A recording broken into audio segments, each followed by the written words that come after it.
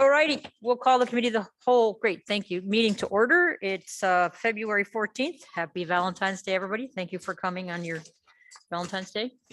Clerk will note the roll and we'll be off. Minutes. Madam Chair, before we do, just for the listening audience, we'll note that the roll consists of all but. Yes, thank you, Madam Clerk. That's perfect. She won't be joining us today. So approval of minutes, December 20th minutes. Anyone object to their adoption? Okay, I'm seeing head shakings, so those minutes are adopted, December 20th.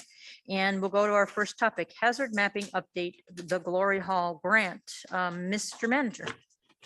Thank you, Deputy Mayor. So we've kind of bundled two things into this agenda item, and they're related but independent. So what I'd like to do is do a brief update with a recommendation on the hazard mapping. And then there's I think a dangling decision on the Glory Hall grant that you can make that I think is going to be a little bit informed by the first part of the discussion. You've got in your packet a memo from myself, a little piece of literature about risk in Puget Sound from Mount Rainier, and really a very good technical memorandum from the Geological Survey of Canada about the intersection of policy and hazards. I found them both to be excellent reads, and I hope you did as well. I'm just going to briefly go to, there were some red folder drawings. I'm going to hold them up. I think you all should have colored copies. Walk through a little bit of the thinking. So in the memo, I make a recommendation about risks and time periods. And I will acknowledge that avalanche and landslide really are kind of different. Avalanche is a lot more measurable. We have a lot more data on events that have occurred in historic time period. So while in the memo, I make a recommendation about a 50-year time period, I'm really kind of thinking about landslides more than I am avalanche, but I think the philosophy, I think, informs the whole discussion. So briefly, this red and blue drawing is the draft avalanche map. And the red area is the severe area and the blue is the moderate. And the nice thing about avalanche mapping and risks is that you can quantify them a bit more. So in this case, you've got impact pressures up to 600 pounds per square foot for moderate and greater than that for severe.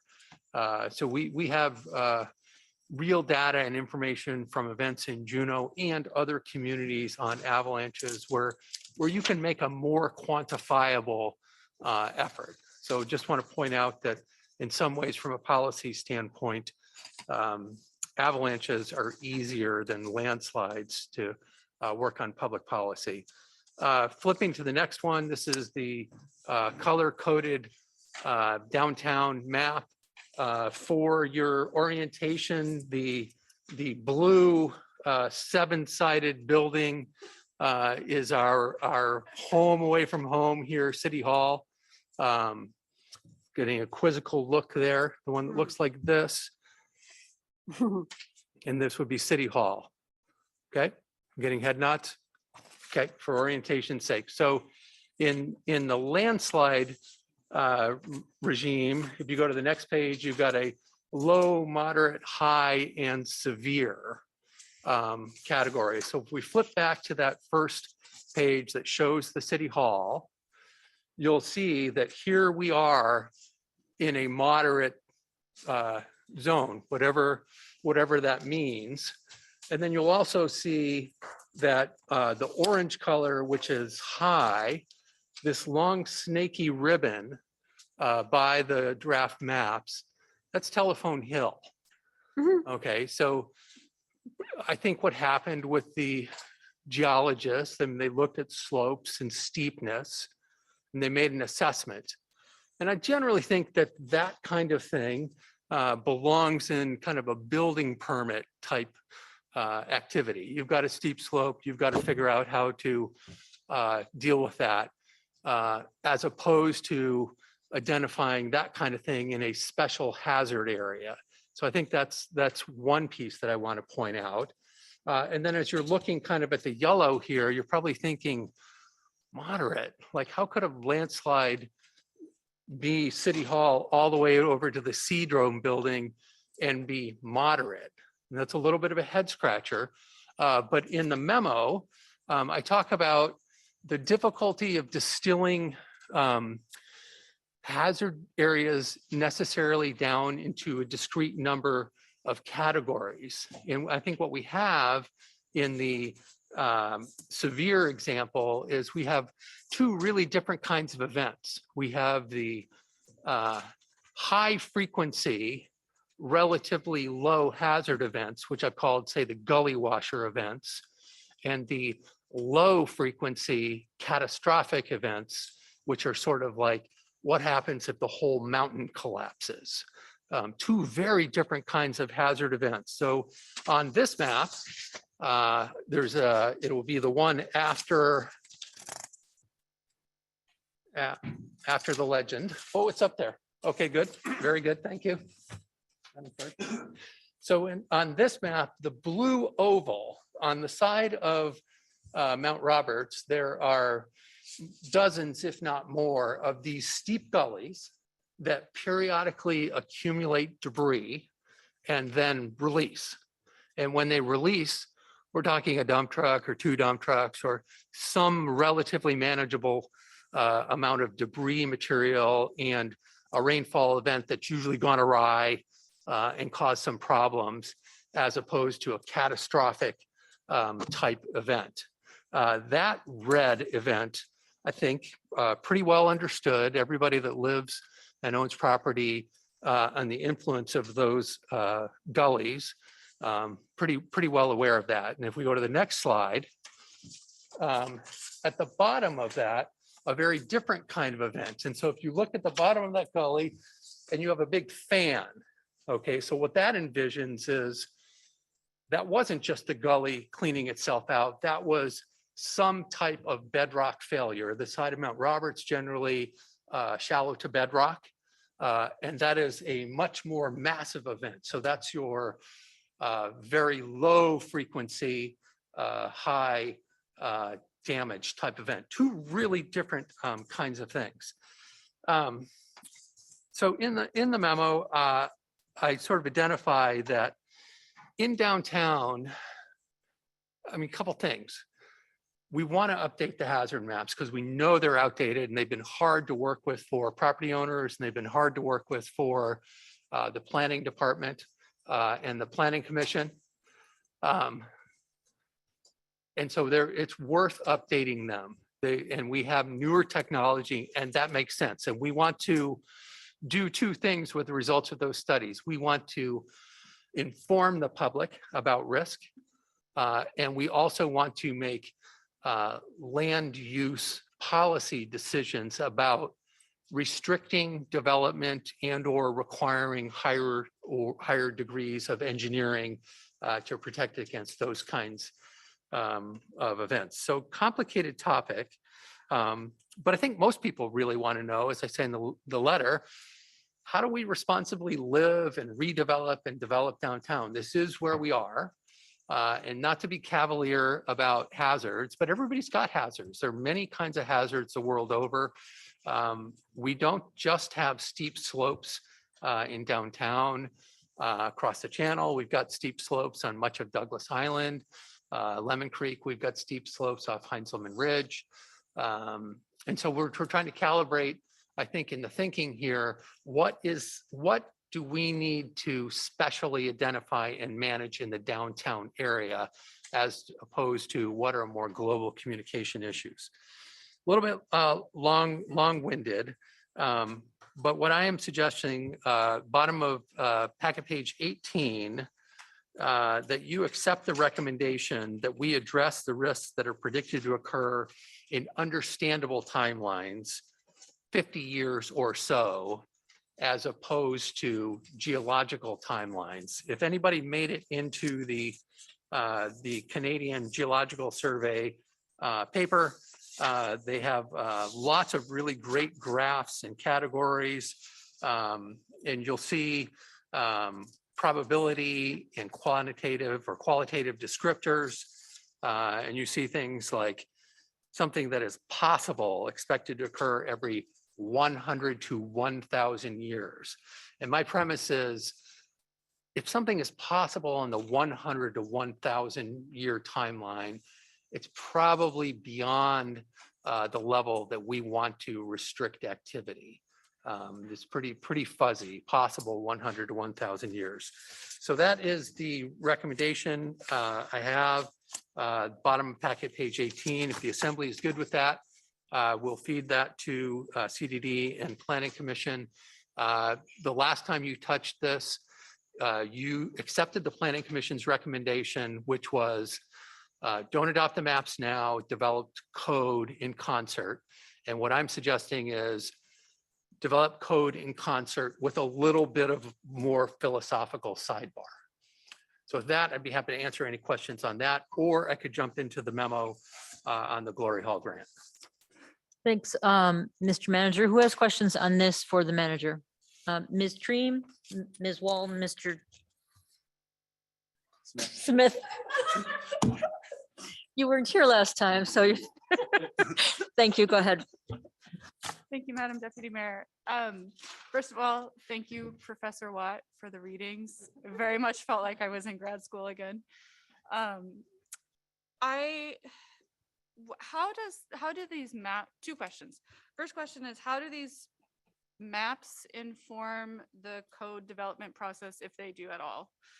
And then second question, 100 years seems a little too short for me to be putting off, given that I think, climate change is accelerating the frequency of events that used to be 100-year events, and now they're not anymore. So I guess that's really more of a comment than a question. Mr. Manager. I think we'll take the first part. How do the maps inform the code? I think what's going to happen is people are going to look at the maps, and then they're going to look at the probability of events. And in the case of something like avalanche, where you've got kind of these impact pressure ideas, that leads you to more direct, must build to this kind of engineering standard. Landslide is a little differently. Landslide, you're going to get to, if you're in a kind of gully washer scenario, you might be able to calculate an impact pressure. But if you're into a deeper bedrock failure, I don't think it's possible really to build around that. So if we here are in a moderate zone, and our moderate zone extends all the way over to the Seadrome building, you can sort of imagine that is a catastrophic failure of the side of the mountain, in which case this building would be buried for it to reach all the way over to the Seadrome building. There's really not anything to be done. To be a little bit quantitative about it, we do have good history understanding in the aggregate. So if you think about the gully washer type channels on this one, you might wonder, okay, on this one, how likely is that one to happen? Maybe it's happened every 10 or 20 years, there's been a gully washer, but how do I know the big one isn't coming? We have dozens of these along the side of the mountain. You can extrapolate a little bit because we have recorded history for 140 years for dozens of these, so we have kind of 140 years times 20 is going to get you several thousand years of experience of the side of the mountain not falling off. So I think you can think about it in that way. I think that sort of answered your question. I got a little tangential. Oh, okay, Ms. Dream. So we've got Ms. Wall, Mr. Smith, Mayor Weldon, and then Ms. Hale. Thank you, Madam Chair. I was trying to remember, if I remember correctly, the avalanche forecasting was a lot more detailed in terms of frequency of events. Can you remind me what those like buckets were? And, you know, the suggestion of 50 or so, is that kind of inclusive of a lot of the avalanche zones or exclusive of a lot of those avalanche zones? Mr. Watt. It's really exclusive. So when I went down this thought process, I was thinking about landslides. As a practical matter, the avalanche mapping in the new draft maps doesn't change very much from our historical ones. And I think the impact pressures, I think make sense. And I think in the severe avalanche areas, I think we have a good, well-founded policy idea of not adding dwelling units in a severe zone. I think that makes sense. And we're gonna balance that with the fact that we have a number of people that already live in the severe zone, and they're gonna, they're thinking, I'm happy with this risk. And I think from a policy standpoint, that's the razor's edge that we're walking. Not more development, but continue to lead peaceably. I will say that when you dive into the historical record, there were a number of avalanches prior to 1960 that reached tidewater out of the Barron Chute, multiple, I think on the order of half a dozen. So getting back to Ms. Treem's question about climate change, quite a few avalanches that made it to tidewater or to Glacier Highway prior to 1960. Yet very little activity moving forward in the last 60 years. So does what climate change brings us, I think arguably more erratic weather, including higher peaks and lower valleys. So I think avalanche is on one path and landslide is on another. You good, Ms. Well? Mr. Smith.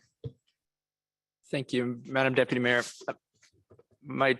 I guess there are kind of two questions, and one is just curious for a brief update on what Sitka decided to do. And then also curious in terms of what role the private market, mostly insurance or financing, kind of plays in terms of a safeguard or limit on development. Mr. Manager. I have not, thank you, Deputy Mayor. I have not done too much of a deep dive on Sitka, but I think their stance, there's a couple things. I think their stance is more informational than restrictive. They've got a really different situation geologically over there, where they have a lot of their slopes underlain with volcanic dust, which just creates a different geological hazard, maybe not so analogous to us. I'll freeform and I'll go to Lynn Canal, to Haynes. So in looking at the Haynes, I have not been up to Haynes since it happened, but I spent quite a bit of time looking at aerial photographs and Google Earth, kind of my favorite app ever. The thing that worries me about Haynes is we have a lot of slopes like Haynes, less steep, less shallow to bedrock, forested, no obvious signs that this might be the location. So I think studying Haynes, I think, is worthy. And then Mr. Matisse advised me today that there's a work group out of Sitka that's trying to contemplate some monitoring, early warning type issues, and we're going to participate in that and see where that leads. So I think Sitka on the informational side as opposed to the restricted development side. And I've lost your second question.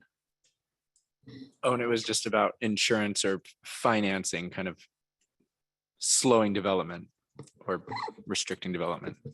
I am not 100% sure on this, but I'm not sure that our hazard maps have, I think they affect insurance and they affect bank loans, but they're not prohibitive. I think they make it harder.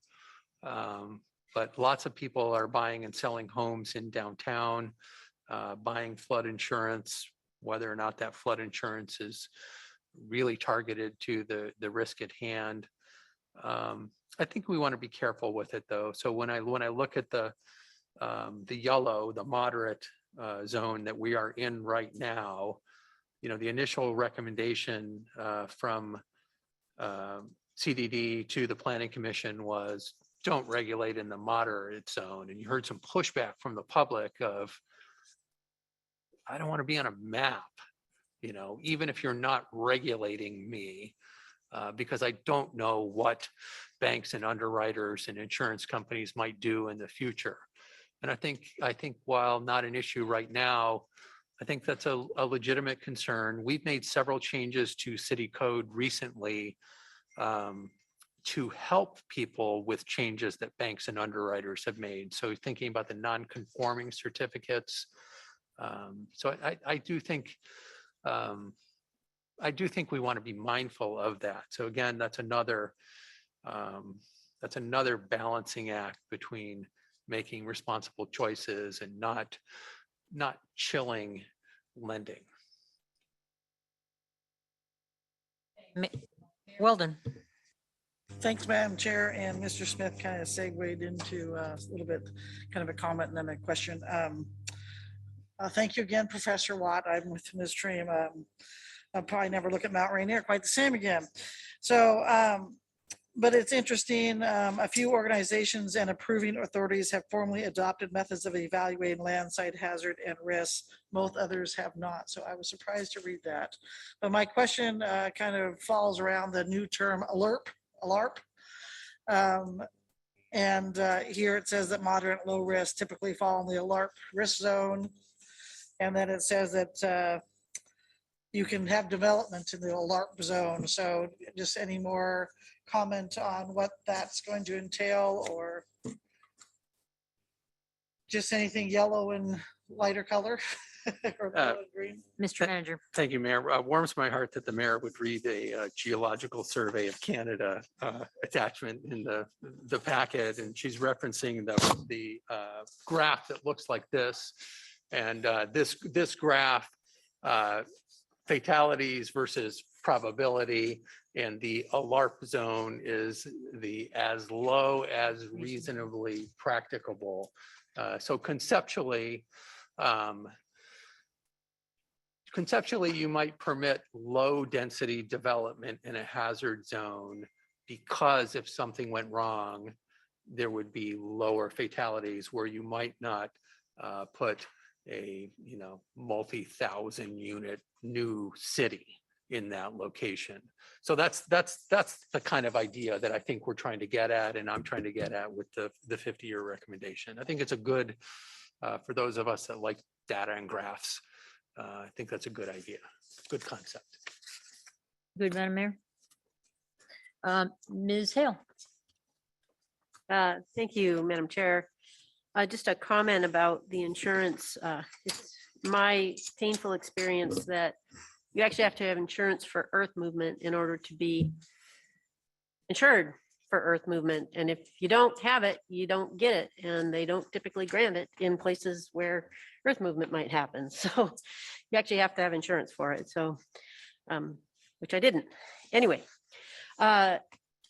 these bottom red areas where that would be like a big landslide. So that would be like the Juneau cold storage landslide.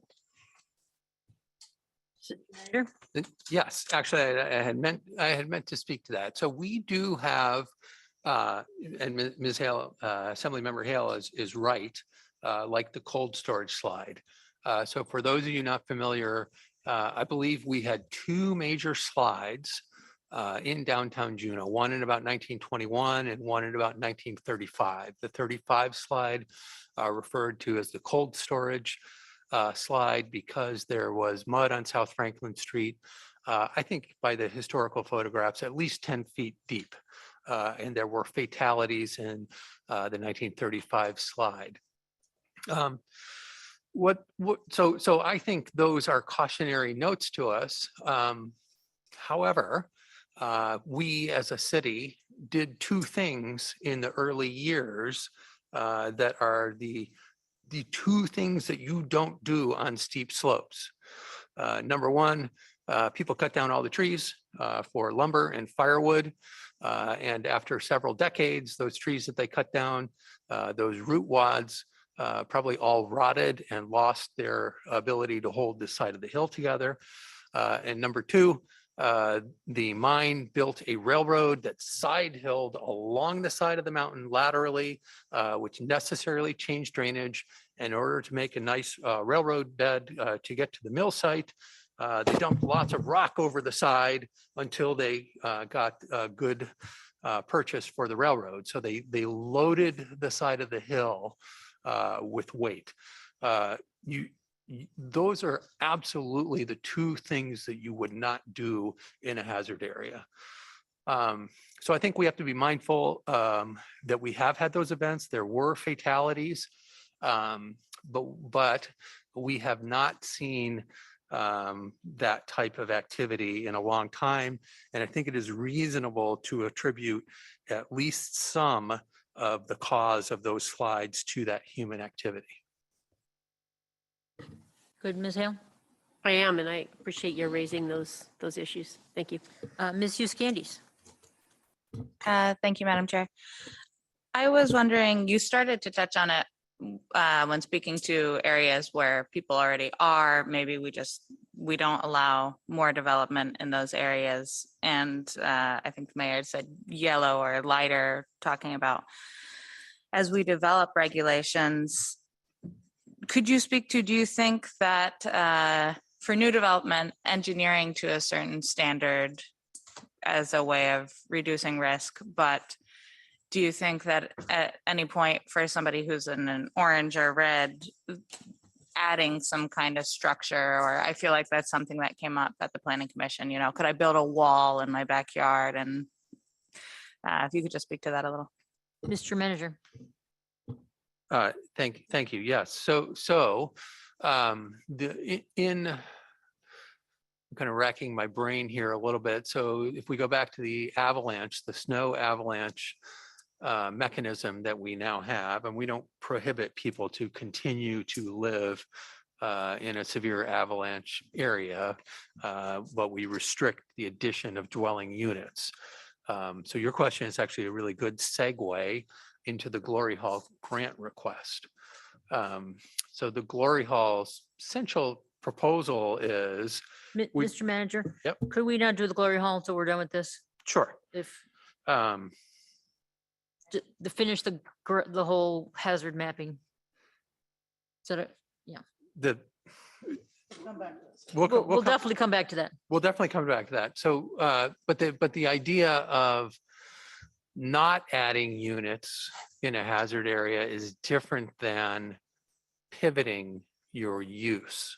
So I think we're on existing buildings. I think we have that issue a lot. So if you think about our upstairs downtown concept, can we figure out how existing buildings could be renovated to restore old apartments? That's a different burden than a new development. New development, a lot easier to contemplate the engineering necessary. Existing ones, frankly, I think it's going to be a lot harder. And I'll touch on one last thing. People are also going to object to the details of the mapping. So in this one, the severe red comes all the way across Franklin Street. In the old ones, it kind of stops at the backs of the buildings. The old mappers acknowledged that existing buildings would stop some of those events. So I think there's going to be some additional public comment. I don't think you quite have these lines drawn correctly. Mr. Bryson, any questions? You're the last one besides me. Who hasn't? You. Thank you, Madam Deputy Go ahead. Mayor. I don't have any comments on this, but I have failed to mention that I'm the newest member of the Glory Hall Board, and I don't recall what, if I'm able to participate in the Glory Hall discussions as that just got raised for the next topic. Okay, we'll get to that after we're done just chatting about the hazards theory in general. So I have a question, and that is regarding So this study was done by some national firm who came in and overlaid colors on our land. I presume they have used the same criteria as they did in Iowa or Indiana or Montana. And is that, first of all, is that correct? And what do these maps mean in those places? I mean, we're trying to now apply policy to the colors. And do you have any knowledge of that sort of thing? Thank you, Deputy Mayor. So I think to the extent that it exists, they've tried to apply the same rationale that other people have used. So the Canadian survey document, I think, is a good one. I think different communities make different decisions. I think we're all kind of on our own on this type of thing. And as I allude to in the memo, in some places earthquake might be your focus. But I think the people that worked on these have worked on similar mapping exercises in other communities, and I'm not particularly familiar with what has happened in those communities.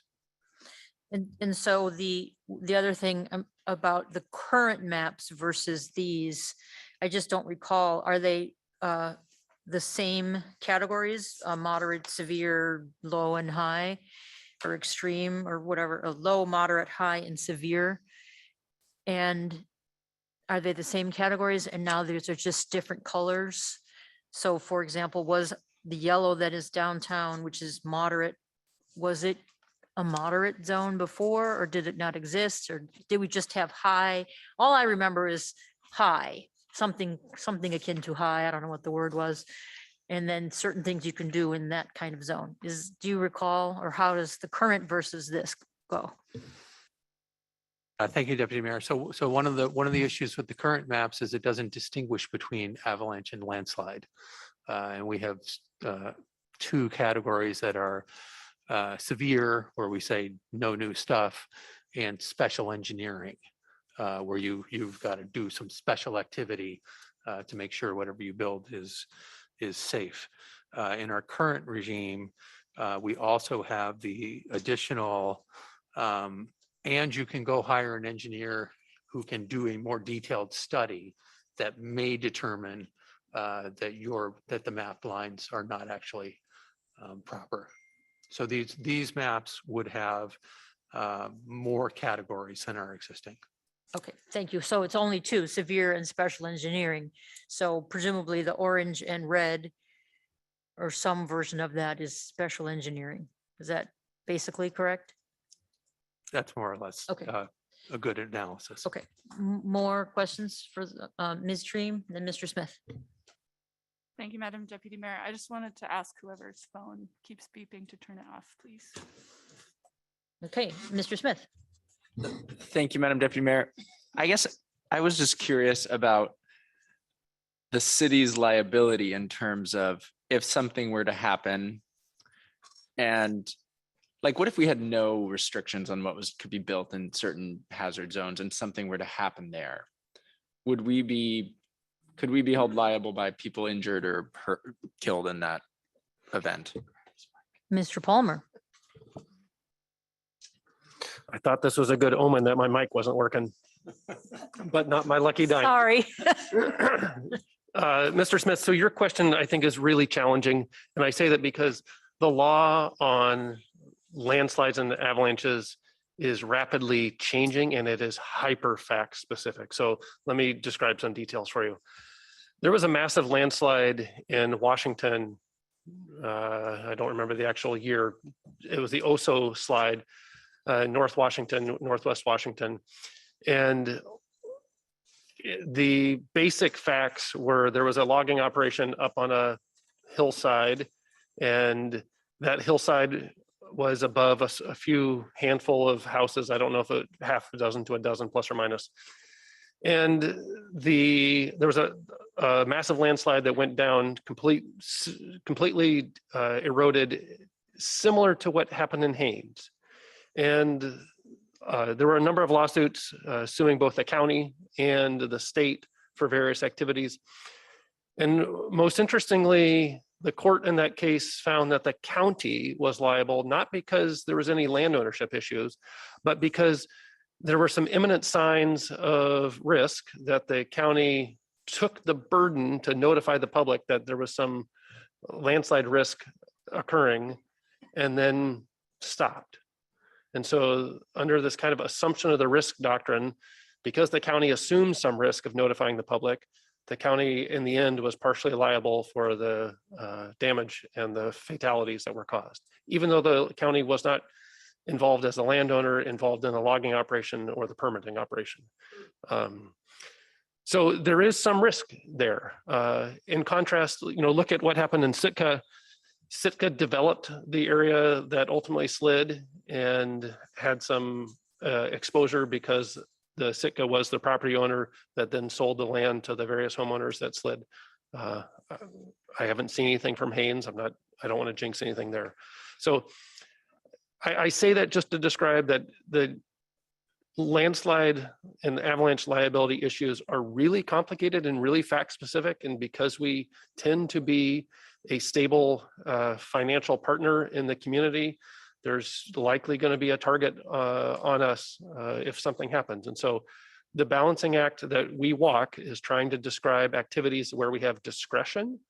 And as long as we apply that discretion reasonably, we have the best defenses that we can to say that we're not liable and you can't sue us. If we do something, if we assume the risk, kind of like what happened in the OSO slide, that might change the fact pattern a little bit. I have not seen that case happen in Alaska yet, but obviously it's not far from us.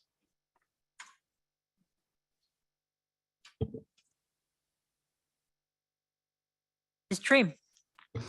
Madam Deputy Mayor, I have a follow-up to Mr. Smith's question. So if we were to mandate some kind of disclosure, like if you sell a house, add that to your other things you have to disclose, or if you're renting a unit in one of these places, you have to disclose it. Does that that make us more at risk of being held liable? Seems like it would disincentivize making this kind of risk information more available. Mr. Palmer. Yeah, thank you. So I don't know yet on that piece. It's not really that different than our current landslide and avalanche maps that we currently have. And right now there's a statute that gives us immunity for regulatory permitting actions. And so if that disclosure was required through Title 49, I think there's a good connection to say that we have immunity and we would not be liable. But if it's required outside of Title 49, it's probably a little different. More questions for Mr. Palmer or Mr. Watt? Madam Mayor. Thank you, Madam Chair. So I'm just basically looking at the recommendations on packet page 18. I move we direct the manager to work with the planning commission to develop code recommendations that address landslide and avalanche risks that are predicted to occur in understandable timelines, no more frequent than every 50 years, and develop recommendations on information strategies about communicating hazard risks for non-regulated scenarios. Comments on the motion? Any objections to the motion? 50 years. Ms. Dream? Ms. Dream? Page 18, bottom.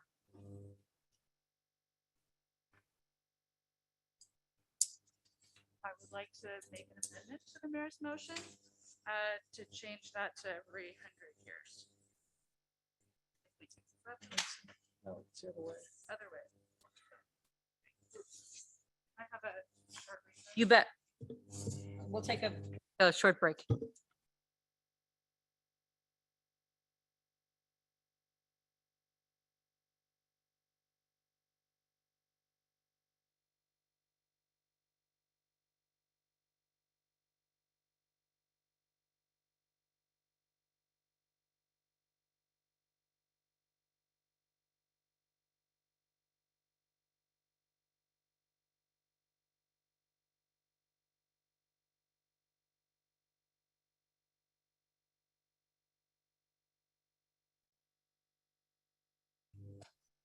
Thank you, Madam Chairs. I'll just change my motion to no more frequent than every 100 years.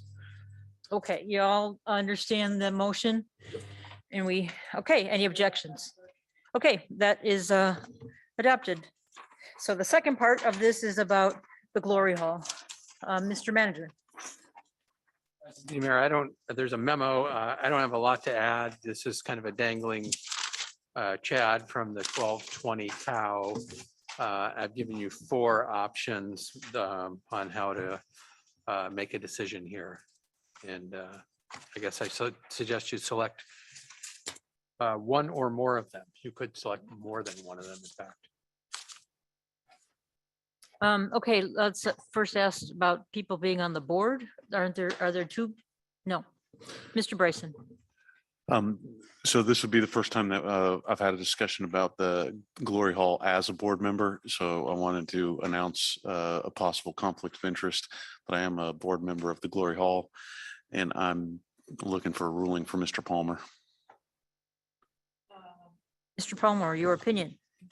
Can I have a brief at ease to chat with Mr. Bryson real quick? You bet. We're going to take 5 minutes. Thank you.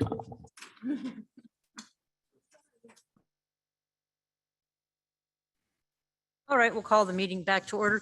Mr. Palmer, before we go on this, regarding conflict of interest, if you could refresh here, because the word was Mr. Palmer ruling, but I believe, is it not the body that rules? So go ahead. Yeah, no, thank you, Madam Chair. So you are correct. I get to advise, and you, as the chairperson, deputy mayor for the cow, get to make the decision that can be challenged by the body. So Mr. Bryson does not have a conflict by code because he does not get a compensation. There's no financial interest here. And our code specifically exempts nonprofits from having personal conflicts or giving rise to personal conflicts of interest. So what I've advised for Mr. Bryson and others in similar positions is that if you're on the board of a nonprofit, to make sure you declare that potential conflict to the body every time. And if there's anything unique or special about that specific topic or vote that night, then the chair and the body can make a determination. But my recommendation for tonight is that he does not have a conflict of interest. Mr. Palmer, so just to be clear, because this has been a little fuzzy, the chair makes a ruling and anybody can object or whatever. So I rule that Mr. Bryson should deliberate on this item. Thanks. Okay, Mr. Watt. Deputy Mayor, you have quite a bit of information in your packet on cruise dock electrification. Nope. Oh, Or Glory Hall grant. Glory Hall. Glory Hall. Just short memo, recommend you choose one or more of the items 1 through 4 on packet page 48. Okay, who has comments, questions? Ms. Hale. Thank you, Madam Chair. This came before the committee, a committee that I was chairing. I can't even remember which committee at this point, I guess. Lands, Housing and Economic Development. And we really ran out of time to completely discuss it. I'd actually like to propose a 5th option and see what the committee of the whole thinks of that 5th option.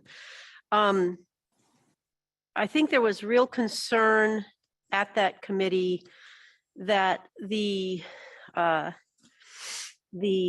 scoring committee was actually ruling on something that was not in their experience. They were actually, they actually recommended the Glory Hall as their top choice.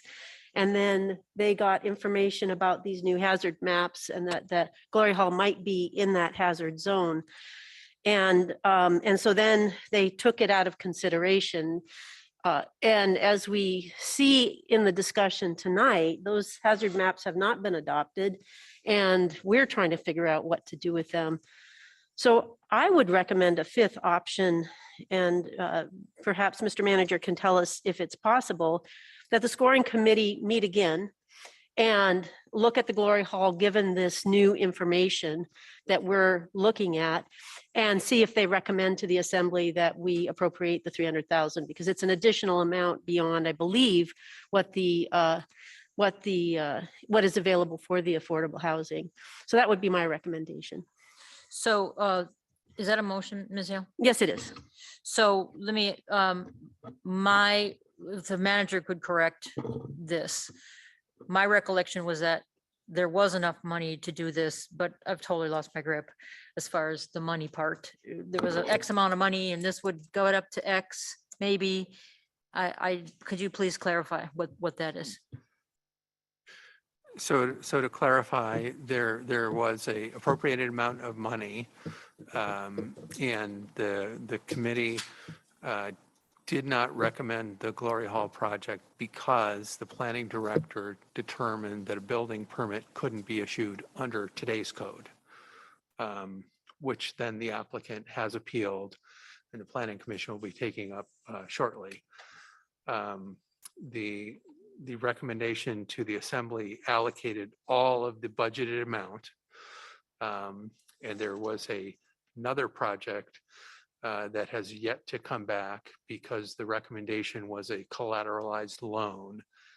And that applicant advised us last week that they will be coming back with a proposal to collateralize the loan that the committee recommended. I think all of that aside, I do think the Glory Hall project seems like the kind of thing that we're trying to figure out how to make happen downtown. And we're trying to figure out how to make policy recommendations that in their instance would allow for a continuation of a risk level. So I think it is a reasonable argument that I've seen the Glory Hall make, that we had this use and whatever the risk was, we had that use. And if we redevelop into apartments, the continued risk is the same. But that's got to go through, the director read the code and felt that was the right reading, however inconvenient it might have been. And it's got to go through that appeal process. Unfortunately, these things just take a while. Planning commission appeals take a while. And if the assembly eventually wants to adopt new code, that's also going to take a while. Ms. Hale? Thank you, Madam Deputy Mayor. I did fail to mention that even though we ran very short on time in that committee meeting, the committee actually did vote to move an appropriation of $300,000 for this Glory Hall project to the committee of the whole, or to the full assembly. So we actually did make that motion and vote on it in that meeting. And so I'm really happy that we're talking about this now. And since we have also learned that there are mechanisms, for example, for an engineer to provide a study indicating that the development could occur. We didn't have that information either, and this committee did not have that information. I do worry that the committee was doing something that it was not actually established for, which is actually trying to understand whether a permit would be approved and understand hazard maps. And I don't think that's the right place for that to happen. Thanks. So Ms. Hale, if you could repeat your motion, that would be great, just so I'm clear.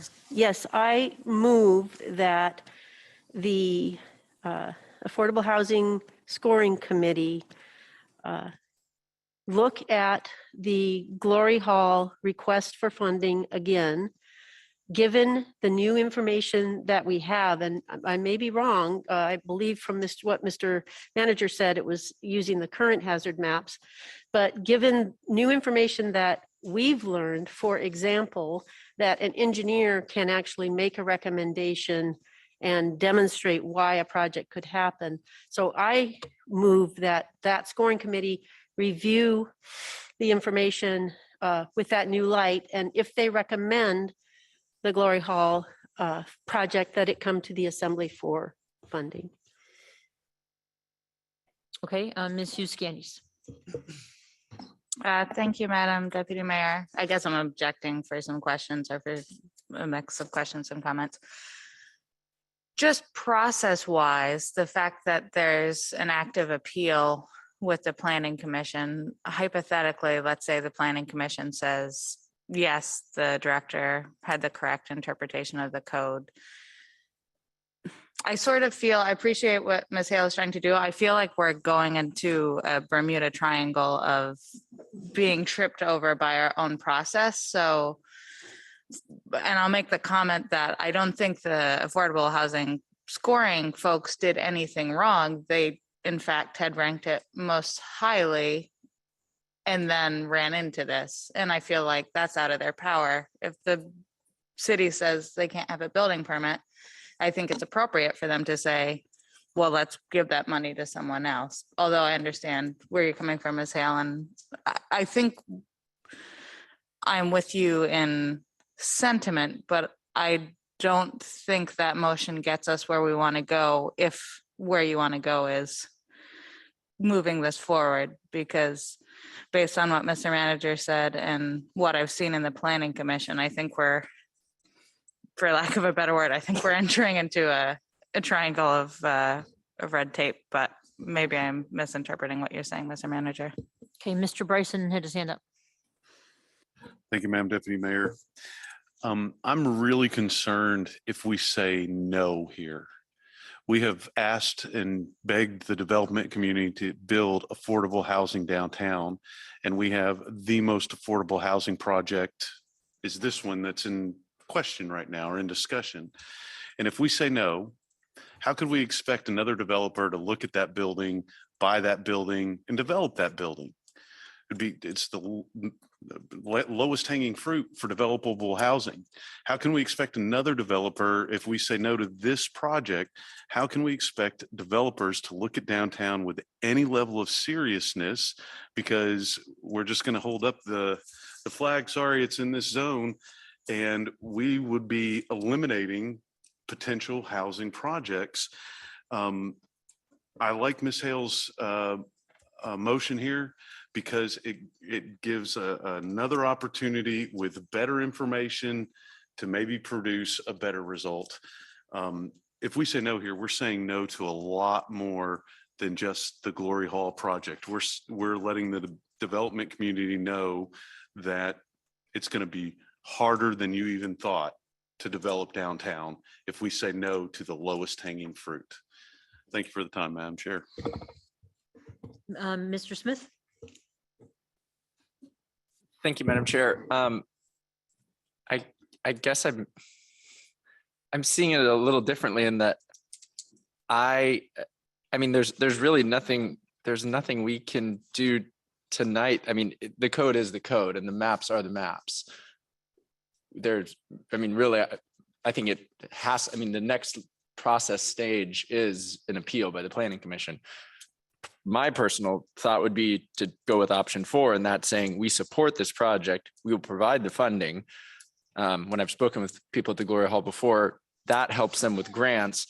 But I mean, if they can't get an appeal, and if they can't get approval for the building permit, then the project doesn't happen. I feel like whatever the group was that determined the amount and did the ranking, they ranked it highly as a project, but I could understand why they wouldn't recommend it as a project if they were kind of advised that the project couldn't be built. So I guess I'm not quite sure what sending it back to that committee does. I personally like option 4 of say give it the funding, assuming it goes through the steps. And it's unfortunate that it is a burdensome process, but it is the one that's on the books right now. Anyway, I'm leaning more towards option 4. Thank you. Okay, so Madam Mayor and Ms. Treem and then Ms. Hale. Thank you, Madam Deputy Mayor. I could read the geological study, but I couldn't open the packet with the minutes. But listening to the discussion, I'm understanding that yeah, my computer does not like our packets. that it wasn't just because a permit wasn't issued, that they actually had scored this pretty high. So I will actually agree with Mr. Smith that it seems to me number 4 seems to be the path forward, and Ms. Hale's motion just puts in an extra step that we may not need. Ms. Dream. Thank you, Madam Deputy Mayor. I really like Ms. Hale's motion. I think it keeps this process within that committee or task force or whatever it is, which is goes along with what Mr. Watt is advising, is that we kind of standardize this process. Doesn't solve the planning commission problem, but I think we could burn that bridge when we come to it. I also just wanted to make a comment. I listened to that lands committee meeting, and Ms. Hill did a great job of managing that meeting in a very short amount of time that we had. So I really commend you for that. I think we were maybe, well, I wasn't on the committee. I was just listening to it. I think maybe we were caught off guard by the fact that the Glory Hall was there and appealing kind of in person. I don't necessarily think that's fair. I don't know that other applicants who were denied were told that they could just come to a lands committee meeting to, you know, appeal this decision. And that's why I think I like Ms. Hale's motion here, is that we're keeping it within a process that we told everybody about, and we're not going outside of that process for one applicant and not others. So yeah, I like Ms. Hale's motion. More comments on the motion? Oh, Ms. Hale, that's right. You You're keep missing me. up. Sorry. It's okay, I'll wave my arms. Thank you, Ms. Treeman. I appreciate Mr. Smith's motion. Of what I'm trying to do is exactly what Ms. Stream has just mentioned, which is respecting the process. And my concern here is that that process was somehow a bit circumvented. That scoring committee is not the place for the director of CDD to make a determination that a permit can't be issued. But that's what happened. In that scoring committee, the director let that committee know that a proper reading of code meant that the permit couldn't be issued. The scoring committee is not the committee to make that determination. There are other entities that will make that determination. And so what I'm trying to do by sending it back to that committee is saying, yes, we can appropriate the additional money, take another look at this. There's more information that's come along, for example, that an engineer can make a determination that it is acceptable. So I felt like that was out of order in that instance, and that's why I'm recommending this additional do loop, even though I don't like doing that, but I do like respecting the process. Thank you. Ms. Wall.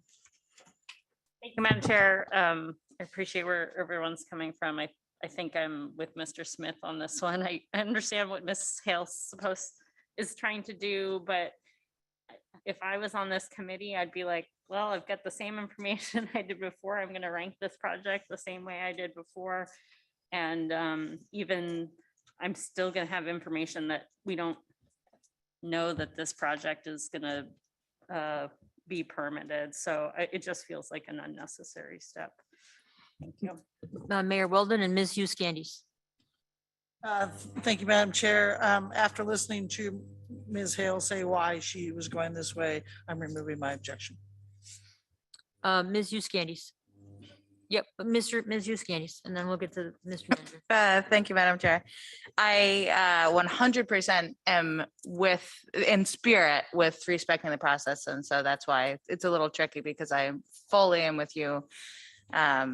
And I really do want us to standardize this, and then it's predictable and have future rounds of this. So I really am with you on that front.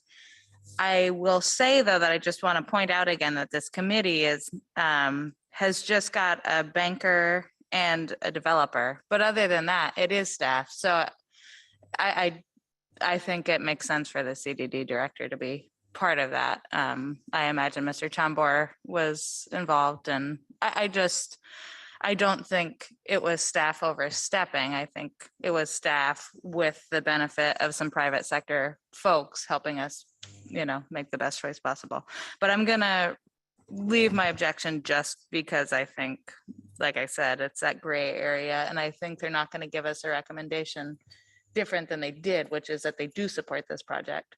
So I'm with Mr. Smith and I would support the project, but skip that step. Make it incumbent on them getting the permits and going through that process. Mr. Watt, you have a comment on the motion? Yeah, I just want to clarify one thing.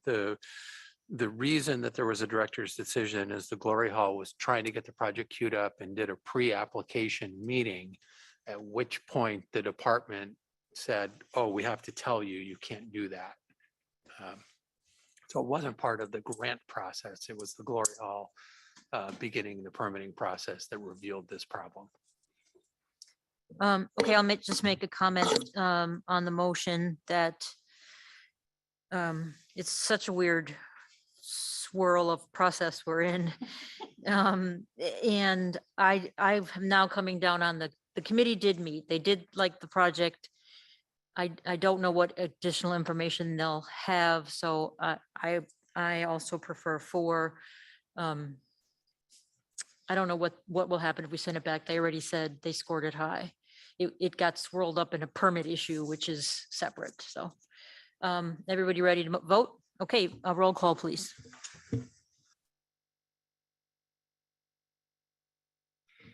Thank you, Madam Mayor. So for Ms. Hale's offer of the 5th option, Ms. Hale, Yes. Mr. Bryson, Yes. Ms. Hughes Scandies, No. Mr. Smith, No. Ms. Treem, Yes. Ms. Wall, No. Mayor Weldon, Yes. and Ms. Gladysevsky. No. Motion fails 4 ayes and 4 nays. Mr. Smith, Thank you, Madam Deputy Mayor. I'd move that the assembly take action described in number 4, and that's provide the requested funding to be dispersed on the condition that the project obtains necessary permits and approvals. comments on that motion? People kind of commented already. Okay, a roll call vote. Any objection? No objection. Okay, well then, never mind, Madam Clerk. Thank you very much. Thank you, Madam Mayor. Appreciate the help. Okay, so, need a break? Okay, we'll take 10 minutes. Okie dokie. So number B, item B, yay, number 2, dock electrification update. Mr. Manager. Thank you, Deputy Mayor.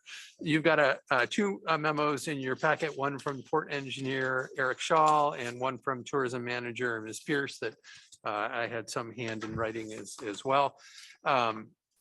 Big picture, we applied for the RAISE grant. We were unsuccessful. We did get a lot of feedback from the public who wanted to participate in making our application better. There is a new funding opportunity, again, with the RAISE grant that just opened a week or so ago.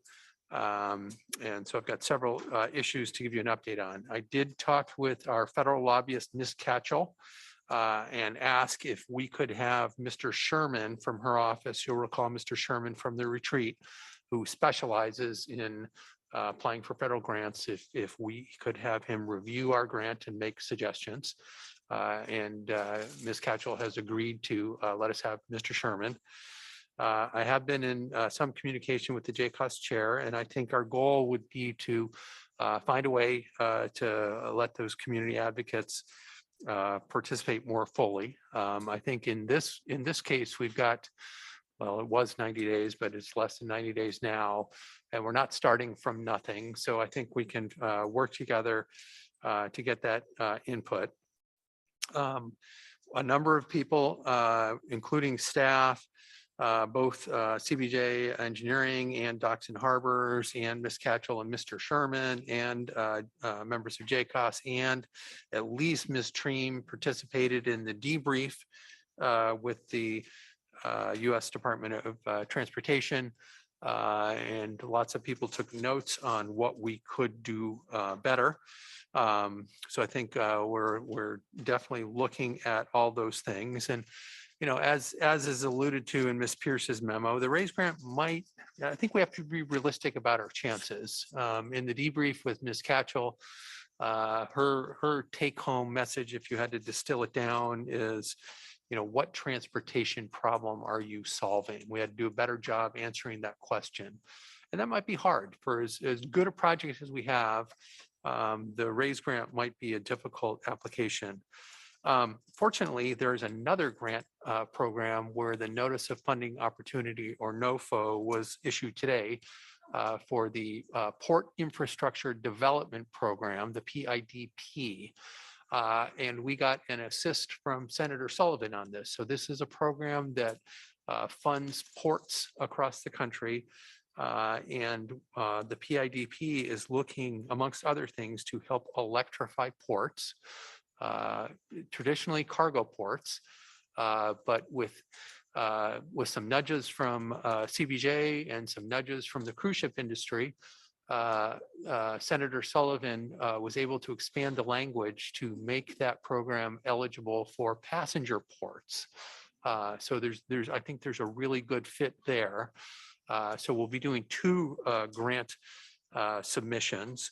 And I think, every time you fill out a grant document, you get better at it. Haynes, with their winning the raise grant, 20 years going at it, and they finally got the raise grant. So I guess in summary, I will shepherd the grant process and make sure that we're communicating as well as possible.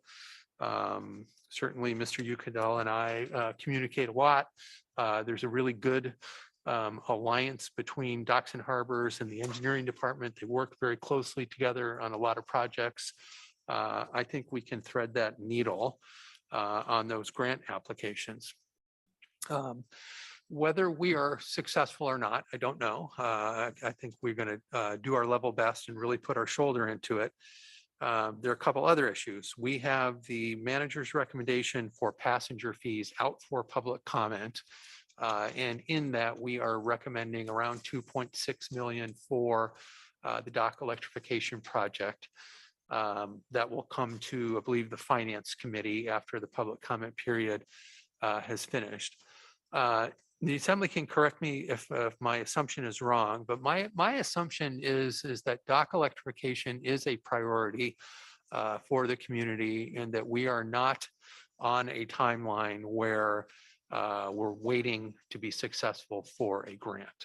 I think we are applying for grants, we're hopeful for grants, but we also need to be simultaneously developing the project and developing financing for the project. We have the support of the cruise ship industry, and we have a readily available funding stream through our passenger fees, our local ones and our state ones. And it is not difficult for me to imagine that we can figure out a funding package, even if it requires us to do some type of debt vehicle to move the project forward. So a lot happening, a lot of work and coordination needs to happen.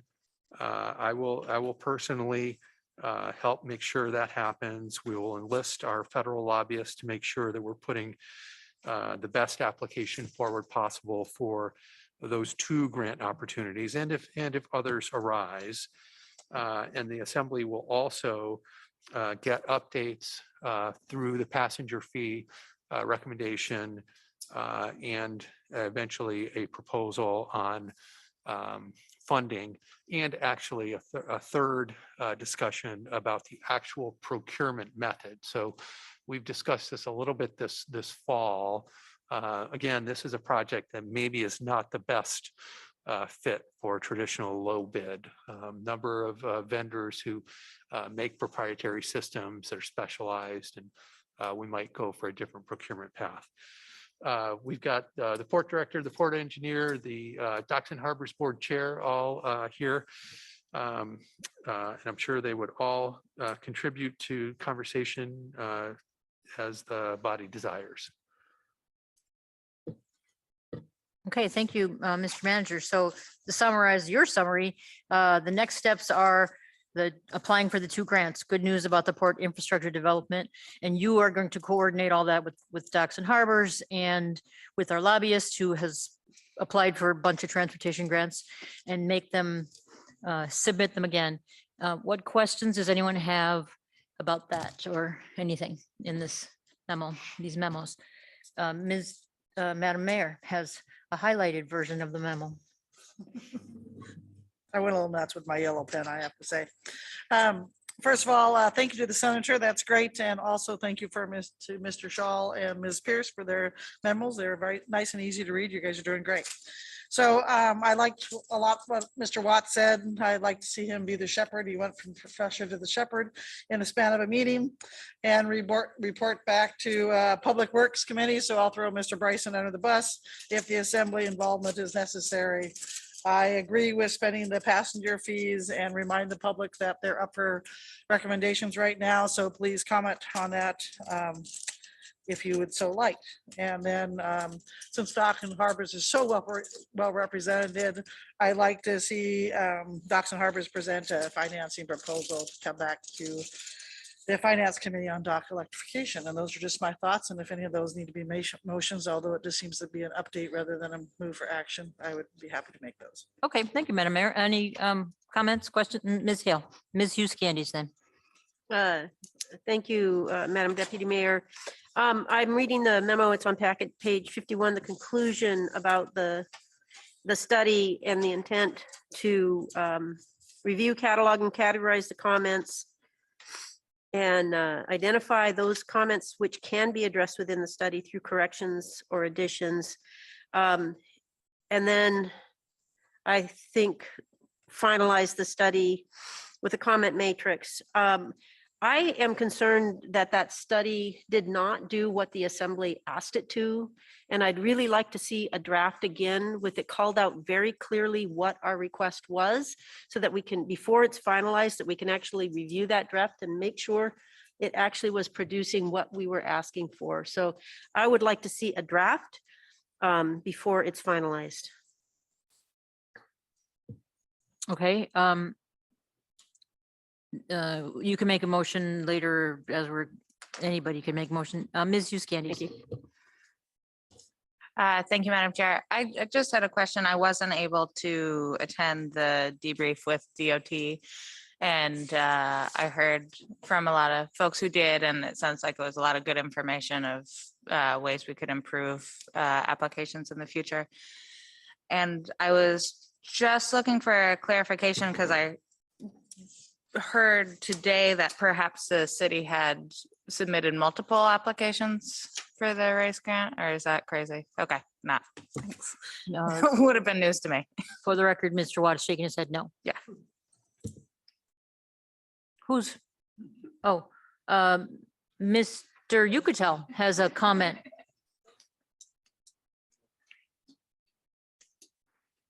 For the record, we did submit. Mr. Yucatel, there you go. We did submit 3 raised grants FY21. So there was 3 grants. One was a design for the Fisherman's Terminal, and one was for the small cruise ship infrastructure. That's the most you can apply for up to 3 grants. And if I may continue, Go ahead. During the debrief with USDOT, Mr. Howard Hill was specifically asked, is that hurt a municipality's chances by maybe miscommunicating the priorities? And his response was, no, it does not. He said, you can submit as many as the NOFO allows you to. And just for the record, we got none of them. Right? Madam Chair, that's correct. Okay, great.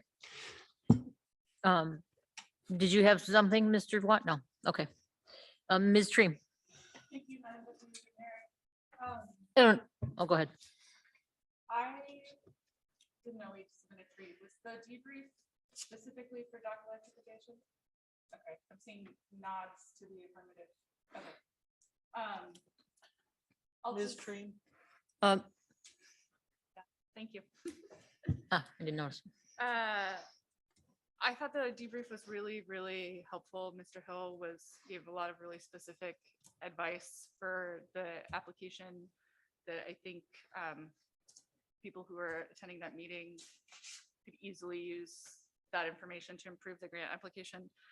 My takeaway personally was that the raised grant is probably not the best fit for dock electrification, which I really had no idea of before attending that. So I'm glad I did. And I'm happy to hear that the Port Infrastructure Development Grant, just based on its name, sounds like it might be better.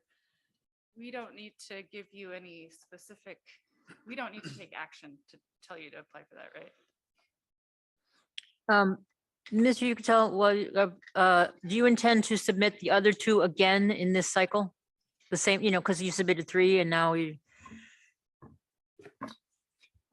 Madam Chair, so well, one of the takeaways from Mr. Howard Hill was look at the NOFO exactly, follow the NOFO exactly, and tailor your grants exactly. So we're in the process of doing that, and we will continue to pursue all grant opportunities. And we've been applying for raise grants, bill grants, tiger grants. We do so all the time with the hopes of improving them as we move forward. I mean, the raise grant, again, there was over approximately 800 applications. They approved 90. So it's a 10-to-1. Similarly, there's a $1 billion grant opportunity. There's over $10 billion of submissions. And if I may, my takeaway from Mr. Howard Hill was, you've got a nice project here. It was rated to be recommended, not highly recommended. There was 274 highly recommended projects. But Mr. Hill said, if US DOT is anything, they are a safety organization. You may have a nice project for sustainability. You might have a nice project for quality of life, but you really don't have a safety project. He didn't say don't continue applying for grants. That was not a takeaway, but he also gave other aspects as far as questions directly were, does a match money matter? He said, no, match doesn't matter. So there was, good information that came back from that debrief. did you find out that your other projects were possibly more likely for that pot of money? Madam Chair, we've had Mr. Hill debrief us on past projects. There was such an emphasis from the community to get this brief in, and we were respectful of the federal bureaucrats' time, so we only asked for one debrief from DOT this year. Okay, thank you. Ms. Wall and Ms. Tree. Thank you, Madam. Excuse me. Thank you, Madam Chair. I just had a quick comment. I appreciated the part of the memo from Mr. Shaw about the policy questions at the end of the memo. I think those are policy questions we will have to, at least some of them, deal with as part of this process. And I don't think we need to do that now. And I don't think we need to do that as part of, finishing the study. But I would just ask that Docks and Harbors, consider that these are policy questions that we will talk about these things. And so there are multiple scenarios for how this project gets developed. And if that can be reflected in the report and can be reflected in our grant applications, then we're just going to better represent what the potential scenarios are moving into the future in terms of how much this project might be able to offset greenhouse gases into the future. Thank you.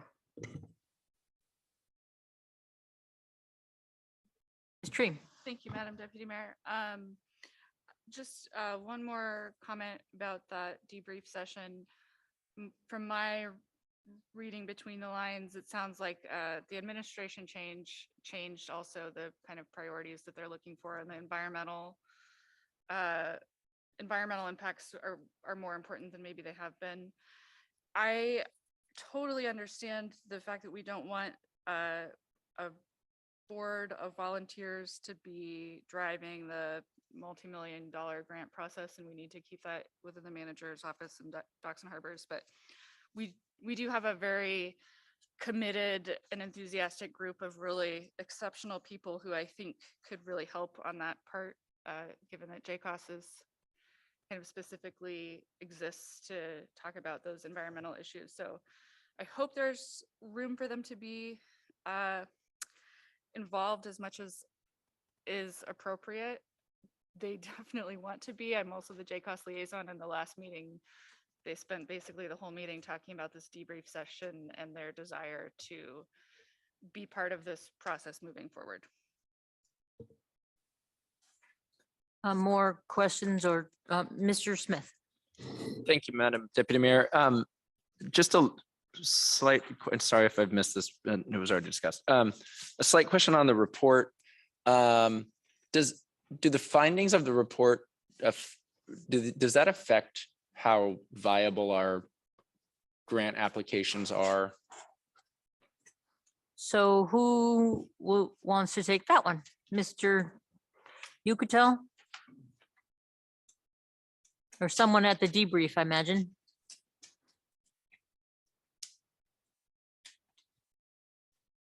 Go ahead, Mr. Thank you, Tall. Madam Deputy Mayor. So we always try to specifically tailor our grant applications to the grants NOFO. And so I think to answer your question, I would say that the grants are answered as best as we can explain the scenario. So to answer the question about working with JCOS specifically, the coordination has been about data that we can quantify. And so when we talk about emissions reductions, and we tend to come from a point of past performance is a good indicator of future performance. And so if we look specifically at greenhouse gas reductions using the Franklin dock as a shining example, 20 years of being a world leader, to move into a interruptible customer service would show less reductions than to be a completely firm user. And so those are the numbers that were used during this grant application. And so we'll always do our best to share the information as we understand it to fine tune it towards a grant application. The numbers that we shared with the raised grant application were not viewed as insufficient to rise to the level of highly recommended and to move into the top tier of 274 grant applications. As Mr. Hill said, they were focusing on projects that scored highly in the first review section, which was safety. And so we will always try to share our grant applications that speak to the highest levels within each grant requirement. Okay, thank you. Mr. Smith, you have another question? Just to follow up, just so I was clear. So the information from the report is used in the grant, but maybe they don't look at the report as part of, explain to me there where how the report might impact or is used in the grant application. So. Thank you, Madam Deputy Mayor. So the report is used to gather the data that would be used for the grant application. So the report was not cited in the grant application. The grant application was written specifically for the grant opportunity. Okay, great. More questions, comments? I have. Just a comment. Oh, you have from one? me. Go ahead. Yeah, Mr. just Go ahead, that there's been, we've gotten a lot of public comment, some of it very detailed, and just encourage that I know you will consider it as the report is being revised and everything, but so just encouraged to pay attention to some of that very good public comment. Ms. Hale, you have a question? I have a motion. Before that, I just, then I have one thing. The memo says that the purpose of the study that this is intended to evaluate the availability of power which can be provided by the local utility to assist the decision-making process. That's the second sentence in the second paragraph. So I'd I thought that was a bit startling to me because from our May finance meeting, we said a bunch of different things. We said, figuring out the next steps to connect ships, come up with a preliminary design. And then the third thing was implications regarding power. So I just wanted to comment that when you go and look at all the comments and you revise this, look back at what we said, because I don't think we emphasized the sentence like you suggested. That's all. Go ahead, Ms. Hale. Thank you, Madam Deputy Mayor. We did receive a lot of comments on that draft study. It's very complex. It's a very not an easy thing to wrap a person's mind around, especially my mind. But we received comments from people that looked at it in great detail. I think what I would prefer, and my motion is that the Assembly see the draft study again with details of the Assembly request and that table of comments so that we can actually look at that draft study before it's finalized and make sure that we actually are understanding how the comments have been addressed in the draft before it's finalized. So that's my motion. Comments on that? Is there any objection to that? Mr. Bryson? Ms. Gladysewski, could I have Ms. Hill please repeat the motion? I'm sorry, I was really wordy. My motion is that the Assembly be given an opportunity to review the draft study once the comments have been addressed in the study and be able to see that draft along with the categorized comments and along with the Assembly's original request for the study. Mr. Bryson, you had a comment? Yes, Madam Deputy Mayor, I was going to offer up that this would be perfect for Public Works and Facilities. As the mayor already indicated, we'd be able to do an update there. And I think this would be a perfect location for the report or the information that Ms. Hale wants the Assembly to look at. I'll be more than happy to have that at Public Works and Facilities, ma'am. Ms. Hale? Thank you for the time. Yes, I'd be happy to modify my motion that the Public Works and Facilities Committee receive that draft Okay, study once all the other things have happened. thank you, Ms. Hale. Any objections to that motion? Okay, there you go. Thanks, you guys. Thanks for all your work on this. Really appreciate it. Good luck applying for more grants for everything you need. Okay, look at this, number 3. Eagle Crest Gondola. Mr. Watt? Deputy Mayor, in your packet, you have an appropriation ordinance that you forwarded to yourself from the Finance Committee. I would also report that the Eagle Crest Summer Operations Task Force met on Friday. Chair Smith had a good conversation there. And then Friday night, the Eagle Crest Board and the task force made a motion to forward the appropriation ordinance to the Assembly. And on Friday night, the Eagle Crest Board also met, and they sent you a supporting resolution that you have in your red folder. It's a simple 1-sentence support of the ordinance for the purchase of the gondola. And I don't have anything further to say on the matter. Okay, do we have the Eagle Crest Board Chair or Mr. Scanlon available?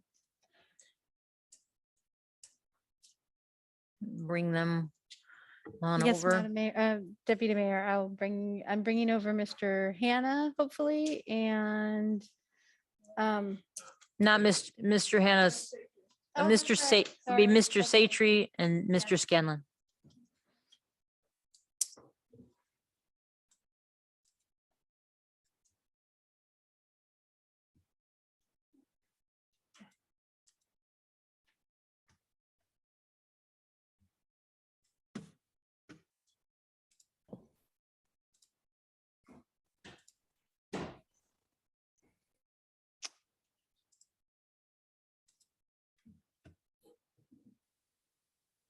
Okay, thank you, Mr. Satry, Mr. Scanlon for joining us.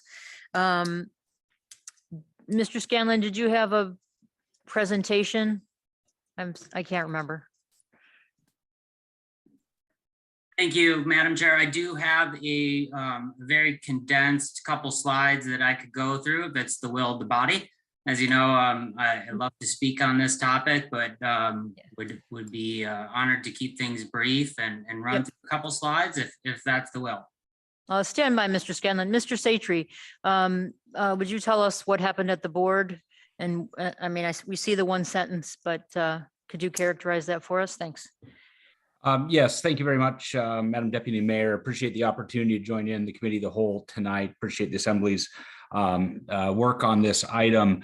So I will actually go back even one more board meeting, our normal monthly board meeting on the first Thursday of February, where I specifically did not bring a resolution to vote on, but rather set this up as a long discussion item amongst the members. We had a very good discussion at that time, as well as public comment before and after that discussion.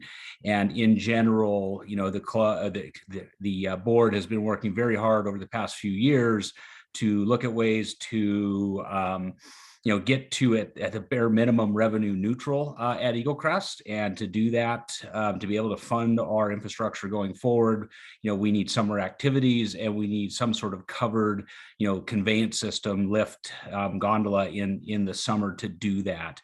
And so the discussion on that board meeting really was a summary of all the questions, concerns, comments, and support that the board had.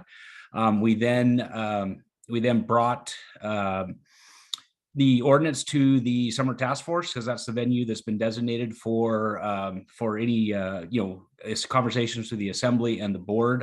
We had that meeting on Friday, and then then set up our special meeting of the Eagle Crest board to consider a resolution of support, a simple resolution of support to capture, you know, everything that we had discussed for the previous years up to this time. So we have the $2 million funding ordinance in front of us. The board supports that ordinance to purchase the used gondola. And obviously there are things that need to be done after that purchase. That $2 million gets the gondola to the parking lot, if you will.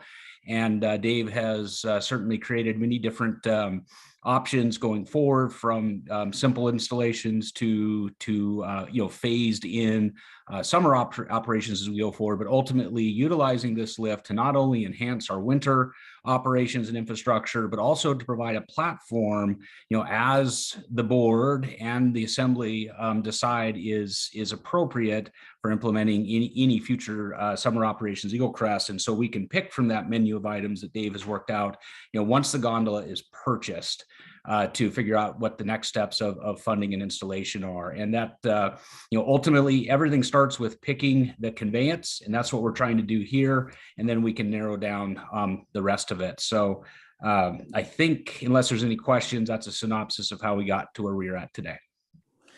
Thank you, Mr. Satry. Just to be clear, we had asked for the Eagle Crest board and for the Eagle Crest Summer Operations Task Force to review this.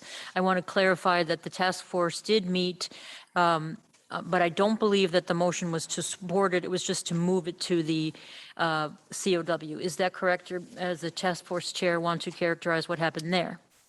Yes, thank you, Madam Deputy Mayor. We had a meeting that I maybe didn't give enough time for. We went about an hour and 15 minutes, and at the end of that, we did vote to move it from the task force to the committee of the whole. But it was not a motion of support for the project. And so is Mr. Smith, it was because there wasn't enough time or something, but I just wanted to clarify that it wasn't a motion of support. It was a motion to move it and to put it in the back in the whole Assembly's lab. Yeah. That is correct. It was a motion to move it from committee, knowing that that was the trigger to get it before the cow. Obviously, this is a quick moving situation, but an opportunity anyway to try not to derail those triggers. We voted to move it from the task force to the cow. Okay, thank you. I just wanted to clarify for the cow what exactly happened in those two meetings. Okay, Mr. Scanlon, do you have a short thing you want to talk about? I mean, we will have questions for you. So if you want to queue up pictures or whatever you have, I think that'd be fine. Thank you. I'm sure there's a bunch of questions. Pardon me? Go ahead. I'm sure there's a lot of questions. So why don't you go ahead with your slides? Okay, perfect. Thank you. I will try to be brief so we can answer all the questions that I'm sure folks have. Allow me to share my screen here.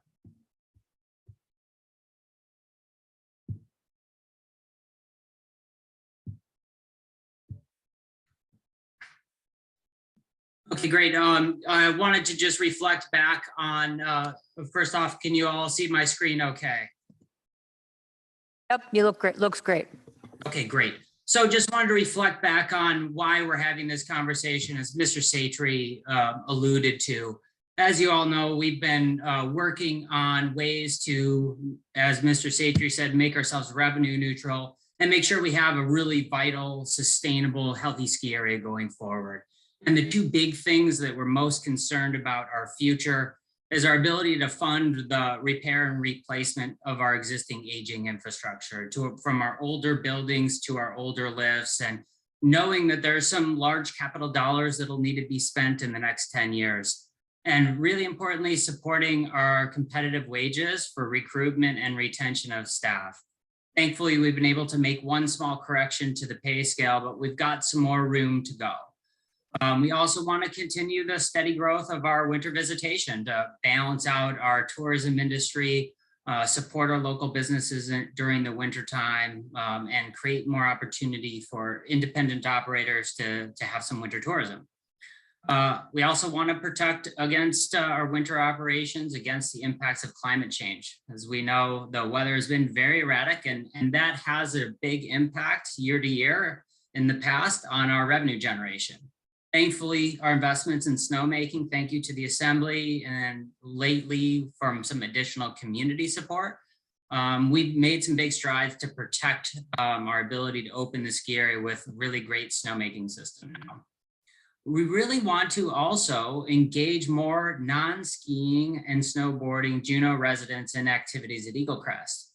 We see this gondola installation as a really key piece of infrastructure that'll allow us to do that in all seasons. Obviously in the summer season, bringing people to the top of the mountain to do hiking and mountain biking and other activities is great for both the locals and dispersing our summer cruise visitors. In the winter season, the location that we've envisioned would allow us to have snow tubing and high elevation Nordic skiing and some really fun, low cost snow play activities that people of all economic backgrounds and demographics could come up to Eagle Crest and engage in activities and broaden our appeal across the community. Want to talk about why we're talking about this used gondola and the changes that have happened in the ski industry regarding ski lifts and ski lift availability. So there's really been this extreme overcrowding at these large corporate ski areas, which have led them all to ordering many new ski lifts. So now the major ski lift manufacturers have a 2 to 3 year backlog on availability for new lift installations. This increased demand and supply chain restraints have caused an increase of 25% on new ski lift purchases. Use gondolas with the ability to have a midway loading station so we can have those tubing parks and the Nordic skiing and be climate change protected are very rare, especially in the length and vertical that we need to install at Eagle Crest. So since we know there's a 2-year backlog, we have a good horizon on used lifts that are becoming available since people place an order for their new lift and we know they're going to receive their new lift in 2 years. So we know a used lift is going to become available.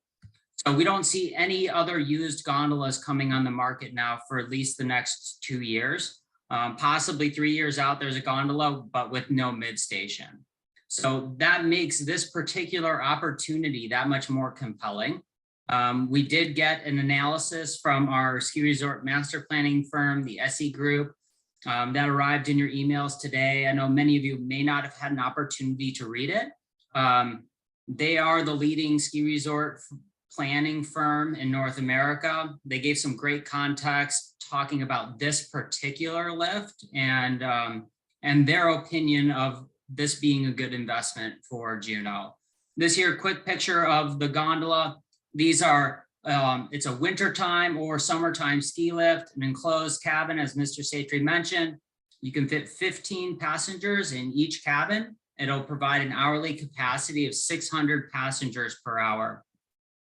May be able to be increased in the new configuration that we've been talking with engineers about, that would put the hourly capacity very similar to the current hourly capacity of ptarmigan chairlift. We know the ptarmigan chairlift is the backbone of Eagle Crest and is a huge part of the ski experience at Eagle Crest. So this lift in its current configuration, it has enough capacity to be positioned in many different locations on the mountain. It's long enough, it's designed for enough vertical lift capacity. So this would create some redundancy to our ptarmigan chairlift. So if we had some mechanical issues with the ptarmigan chairlift, this would give us a lot of redundancy to our winter operations and would keep us very strong in the face of that adversity.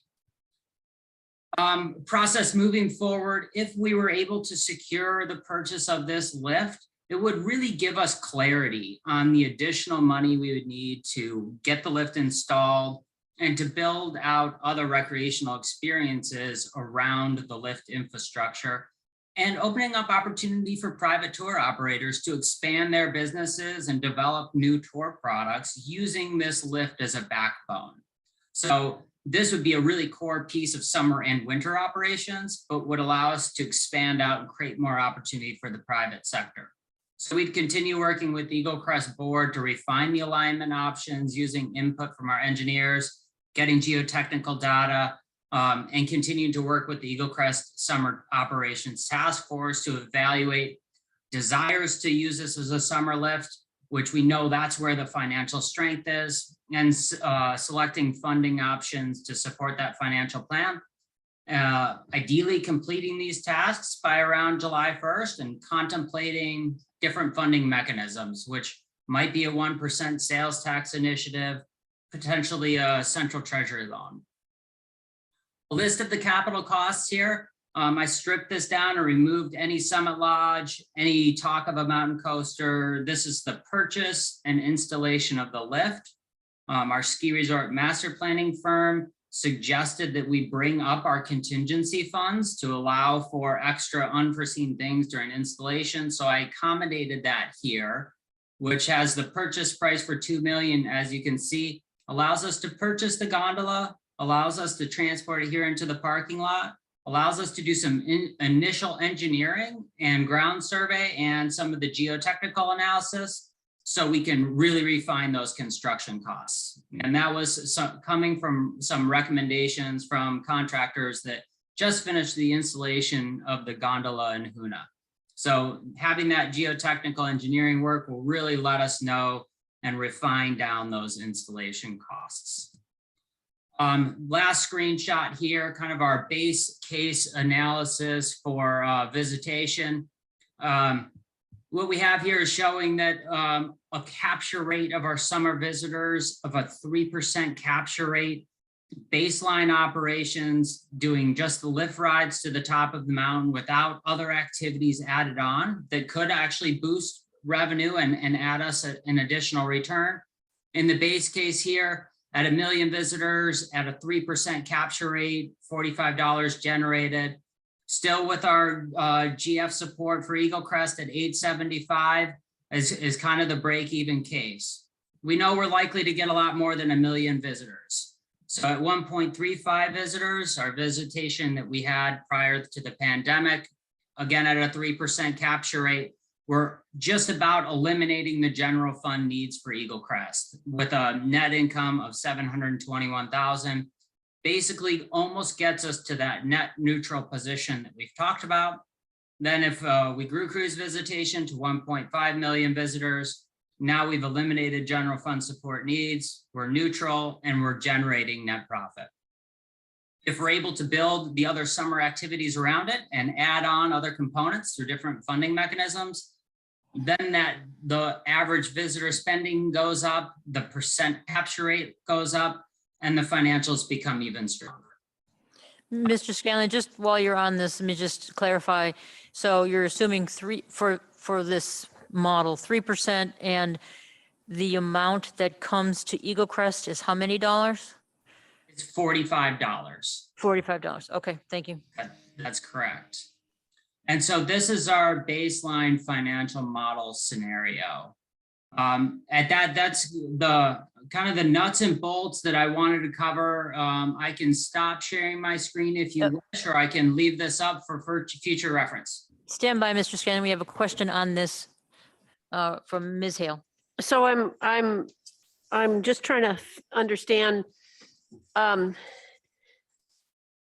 also have a question about what the funding mechanism would be, but I'm a little bit hung up on this million visitors, and when you say however many visitors we have now, are you talking about discrete visits, like a skier goes up 30 times a year, so that counts as 30? So, Mr. Scanlon. Through the chair, thank you, Madam Chair, Ms. Hale. This is referencing the cruise visitation that's forecasted to arrive. So when we're looking at these million cruise visits, those are our cruise visitation to Juneau, and us capturing 3% of that visitation.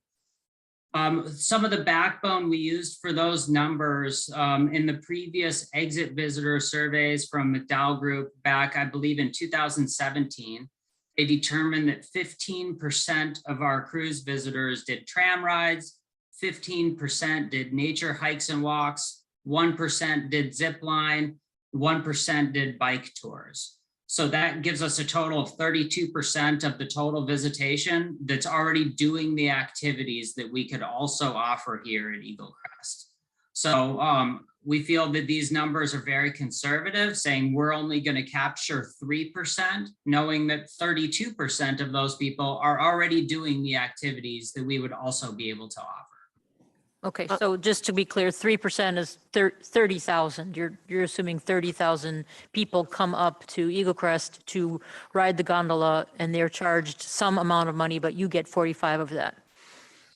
That is correct, Madam Chair. And if you distill that down to how many people does that mean per day? That's around 300 people per day. Ms. Hale has a follow-up. Yes, I do. Thank you. That was extremely helpful. I was not following that. So how many cruise ship visitors coming to Juneau is your break-even point? Because I can't read that spreadsheet. So the break-even point is basically that at 1 million visitors. Let's talk about how many daily visitors to Eagle Crest. So our break-even. No, just tell me that million, that number. That's what I'm looking for. The million number, yeah. 3% of that is 300 visitors to Eagle Crest a day. So at 1 million cruise ship passengers coming to Juneau, by this model, you'd break even. Correct. Thank you. If you would break even with no general fund support? No. No. To clarify, we would cover all of our costs still with the general fund support that we get right now. Okay, thank you. To eliminate the general fund support entirely, we need to be around the 425 visitors per day, which would be if we were receiving 1.35 million visitors and still at that 3% capture rate, that gets us to that break-even point. With a million visitors coming to Juneau, if we're attracting a 4% capture rate, that gets us right around our break-even point as well. So that spot is receiving around 425 visitors or 420 visitors to Eagle Crest per day. So you need 400,000-ish visitors. I'm sorry, 40,000 a season-ish to break even. That's correct. But what about repaying? Well, that's another question. Repaying the bonds on getting this installed. Yes, thank you, Madam Chair.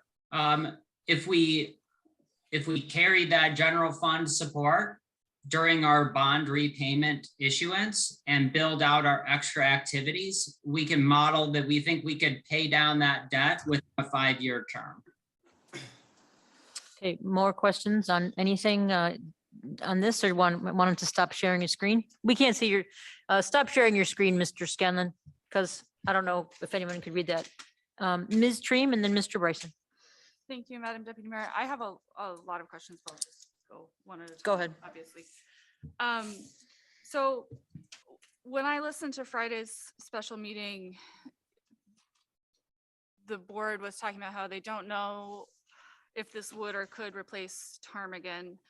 And I guess I understood from that the board didn't know if this would or could be for summer only or for also winter, but it sounds like based on your presentation that the plan is for this to be kind of really geared specifically towards summer operations. So I'm curious what kind of public process Eagle Crest has done on that summer operations issue. We as the Assembly have the summer operations task force that is kind of supposed to dig into the question of whether we should do that. So what has Eagle Crest done? Because I think that, you know, North Douglas residents would probably have something to say about the projected 45,000 or 70,000 visitors coming up there every summer. Mr. Scanlon or Mr. Satry, you both have, maybe Mr. Satry, you were around for all the outreach the Eagle Crest board has done on this issue. Yes, thank you, Madam Deputy Mayor. Over the past few years, this has been noticed on our board meetings. It's been the subject of our planning committee meetings. It's also been the subject of our board retreats. However, also pre-pandemic, and Dave has the numbers at his fingertips. I don't, and I apologize for that. There was a series of public meetings that Dave did, in addition to targeting, chambers of commerce and breakfast clubs and coffee klatches around town to try to get a sense of what we were doing. So there was some pretty significant outreach before that. And, ultimately, what we believe the Eagle Crest, task force charged to do is, evaluating these options and finding a way for the Eagle Crest board and the Assembly to move forward on this. Ultimately, and I mean, now I want to get back a little bit to Ms. Dream's question in regards to Ptarmigan and where this goes. The key with this purchase is that we actually have some pretty unique flexibility. If the purchase is passed by the authorization to purchase this is passed by the Assembly, then we can go back to, there's really 4 options of where this lift can go.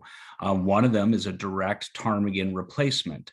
That does give us summer operations as well, but it may not give us the optionality in the future to continue to add to that summer operations. And there's a list of pros and cons that go with that, as a list of pros and cons that go with each alignment. So that allows, if the purchase is authorized, then it allows the summer task force and the Eagle Crest board to work through those pros and cons, the different financial models that Dave has developed for each of them, and what those mean, and make that ultimate selection. But it's hard to do any of that without knowing what piece of equipment we're planning for and what we can design around. Absent that, then we're left to basically look at what would be new on the market for a detachable gondola that could be upwards of 15 million, and start designing around that hypothetical. But here we have something that's potentially a bird in hand that we can then, go through the alternatives, have additional public process, and select the one that best fits the vision of the Eagle Crest board, the policy vision of the Assembly, and reflects the public's needs. And, I tried to raise my hand a little bit earlier. I'll just touch on this quickly so we can move on. But, the financial model that Dave's presenting tonight is the absolute bare bones base case. All we're offering is people a ride up to the gondola and then they're coming down. What it really doesn't include is the fact that there's a potential of other vendor options that come into that. So we heard comments, from the Assembly Finance Committee. We heard them in the Eagle Crest Task Force is give us the bare bones. So we have bare bones in front of you here tonight. We have the ability to add on to it that actually enhance the revenue model. But this is like many other discussions with the city. You have to invest capital to save money later on, or you will be stuck continually putting Band-Aids on aging infrastructure. So thank you. Thank you. Can I just jump in to follow up on the fundamental question? We are really scrambling in a incredibly advanced timeline for a government body to analyze something. It's not on our, so please explain how it's so vital that this is the thing. You said that you know what's coming up because people are buying a new one, and so every 2 years. So presumably this happens every ski areas all over. Why is this such an emergency right now? If you could explain that, because it's, I mean, what time do we have to make this decision? Is someone really going to buy this thing? Nobody, if it's such a, yeah, just explain the emergency, if you would, either one of you, whoever wants to jump in on that. Dave, I'll defer to you first. Great, thank you, Madam Chair.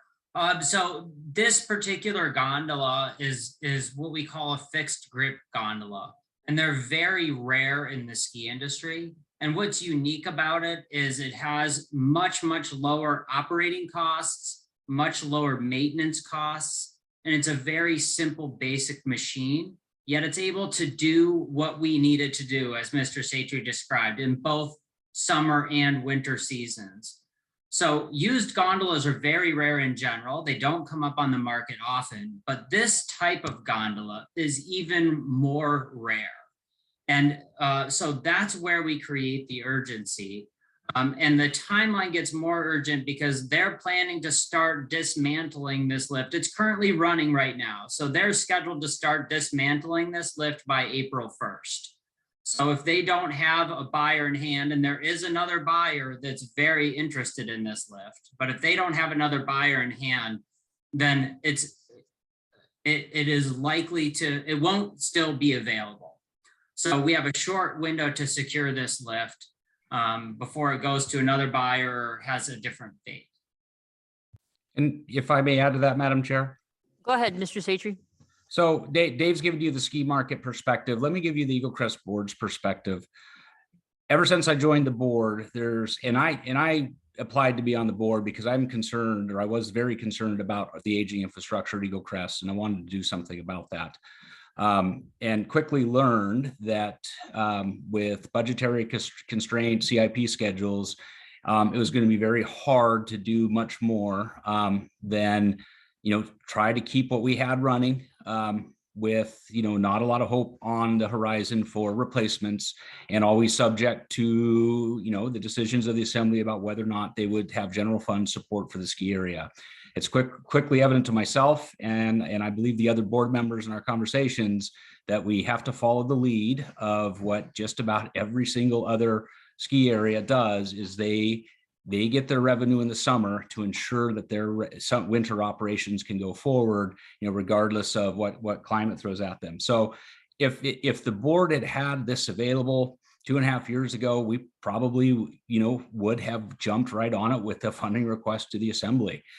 Every time we miss out on an opportunity like this, we're losing potentially multiple years of construction schedules to get Eagle Crest to the point where it has the potential to be financially viable. And I believe that we have the potential to put funds back into the general fund and ensure the survivability of Eagle Crest long-term. Thank you, Mr. Satry. And I wasn't, I was just trying to probe about this gondola, not whether, summer is a good thing to be doing. I think you've done a lot of outreach on that. And I think there hasn't been opposition to that. And most skiers apparently understand summer is necessary for winter to happen. But the question for the assembly is this gondola today. Mr. Bryson and then Ms. Wall. Thank you, Madam Chair. And then Ms. Stream. So I have a statement and a question. And the statement that I wanted to make is that he had a $7 million price tag delivered and installed. And as we've been talking about summer operations, we were initially, before the pandemic, we were told a potential gondola installation would be $22 million. There was a figure on the Mr. Scanlon's slide that says costs have gone up by about 25%. So that means that if we were looking at a brand new gondola today, we'd be looking at about $27.5 million. We've got it on here. We can have the gondola in Juneau installed for roughly $7.5 million. There is nothing else that I've seen in the 4 years of being on the assembly that gives us an opportunity to bring a $20 million value to the community. By taking advantage of a smoking deal, we're bringing extra value that we wouldn't have to charge taxpayers for. If we did it any other direction, we would have to charge taxpayers a higher rate to get the same value. So there's an extreme value component to this by getting a used gondola on the market in a time when they're not available. My question is, what happens to Eagle Crest in the future if we don't buy this gondola? Eagle Crest has required more and more CIP. They've had aging infrastructure. They had a ptarmigan chair issue this year. If we don't take a significant step towards the future of Eagle Crest, could somebody please explain to me what happens in the next 5, 10, 15, or 20 years to Eagle Crest? Because I have a feeling that our subsidy would be significant. And the community says, we're not going to shut things down. We don't shut down pools that need extra money. And I can imagine what would happen in this community if we said, hey, we're going to shut Eagle Crest down. Okay, Mr. Bryson, we got your question. Who wants to answer that one? Mr. Satry, Mr. Scanlon? Dave, why don't you go? I mean, I think we're aligned on this. I mean, Mr. Bryson and Madam Deputy Mayor, thanks for the opportunity. But, through the chair, Mr. Bryson is correct that the area will be facing significant, capital spends as we look to, replace infrastructure that was installed in 1975 to 1980. I mean, that's where we sit today. Okay. You good, Mr. Bryson? Okay. Ms. Wall, Ms. Treem, Mayor Weldon, and Ms. Hughes Candies. Thank you, Madam Chair, and thank you, Mr. Citri and Mr. Scanlon, for being here and for all the work you're doing to think about the long-term future of Eagle Crest.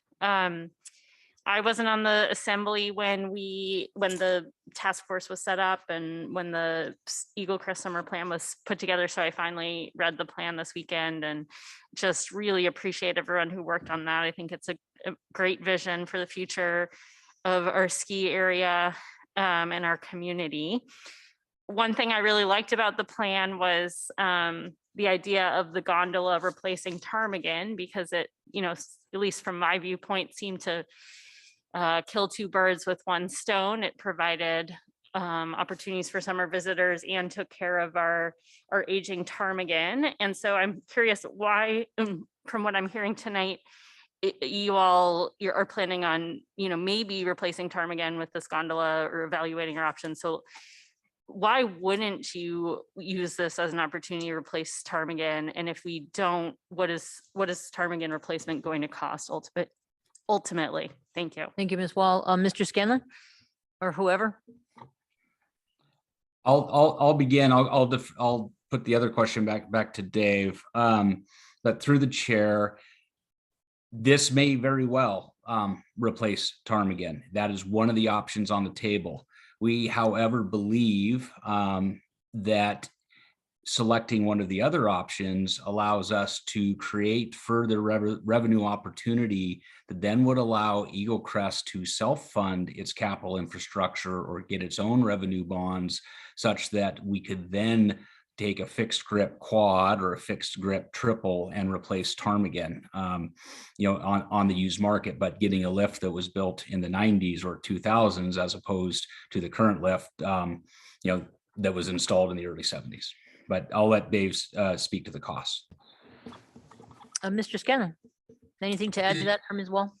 Yeah, through the chair, thank you. The one thing I would add to that, the critical thing for being able to generate summer revenue and give our summer visitors the experience that I think they're desiring is having that top terminal station be on the ridge top. So you can see these just magnificent views of Admiralty Island and Stevens Passage. So when we talk about having a lift on the ridge top, it definitely is a more exposed to the weather location.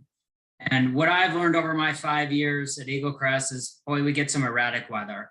And Ptarmigan's current configuration, being lower down on the mountain, is really ideal for our really nasty inclement weather. So I see the value in, as Mr. Satry described, some of the other potential placements allows a robust financial model that should allow us to address out of our own capital raised through the project, the replacement of Ptarmigan. So from what I know, talking from lift designers, a brand new fixed grip quad replacement of Ptarmigan is probably going to cost us around $4 million. If we just did a straight one-to-one replacement of Ptarmigan and replaced it with a fixed grip double chair, we're probably around $2.5 million. So that's what we're looking at for the cost of a Ptarmigan replacement. And all of the thoughts that go through our minds, both Mr. Satry and many of our board members, of whether we put this exactly where Ptarmigan is, or if there's a different alignment that might better serve us in the future. Okay, good, Ms. Wall. Ms. Treem. Thank you, Madam Deputy Mayor. My question has to do a little bit with both of that. Yeah. In the public comment on Friday's special meeting, somebody asked about, vetting this for the weather conditions and the wind conditions. And I think if I remember correctly, you talked about that in the Friday task force meeting, that's happening. Is that, how long does that process take? Is that going to be done, that kind of weather wind analysis? Will that be done by the 28th? Mr. Scanlon. Thank you, Madam Deputy Mayor. So that will be an ongoing process that'll be months in the making. We have some wind monitoring equipment that we can install in a couple locations along the ridgetop, so we can gather months worth of data and then analyze the relationship of that wind speed data that we would get over a month's period, and do some graphs comparing it to all the historical wind speed data that we have coming from the top of our Ptarmigan chairlift, and be able to determine what those exact weather impacts would be. And if one location on the ridgetop may have less wind than another location. So that would be equipment that we would be, if this moves forward, that we would be able to install this summer and start gaining that data. Ms. Treem. Thank you. Quick follow-up. Does that kind of analysis, is that kind of generic? Could you do that now and then be able to apply it to kind of any equipment purchase? Because it sounds like it'd be good data to have, or does it have to be kind of specific to the piece of equipment that you're looking at? Mr. Scanlon.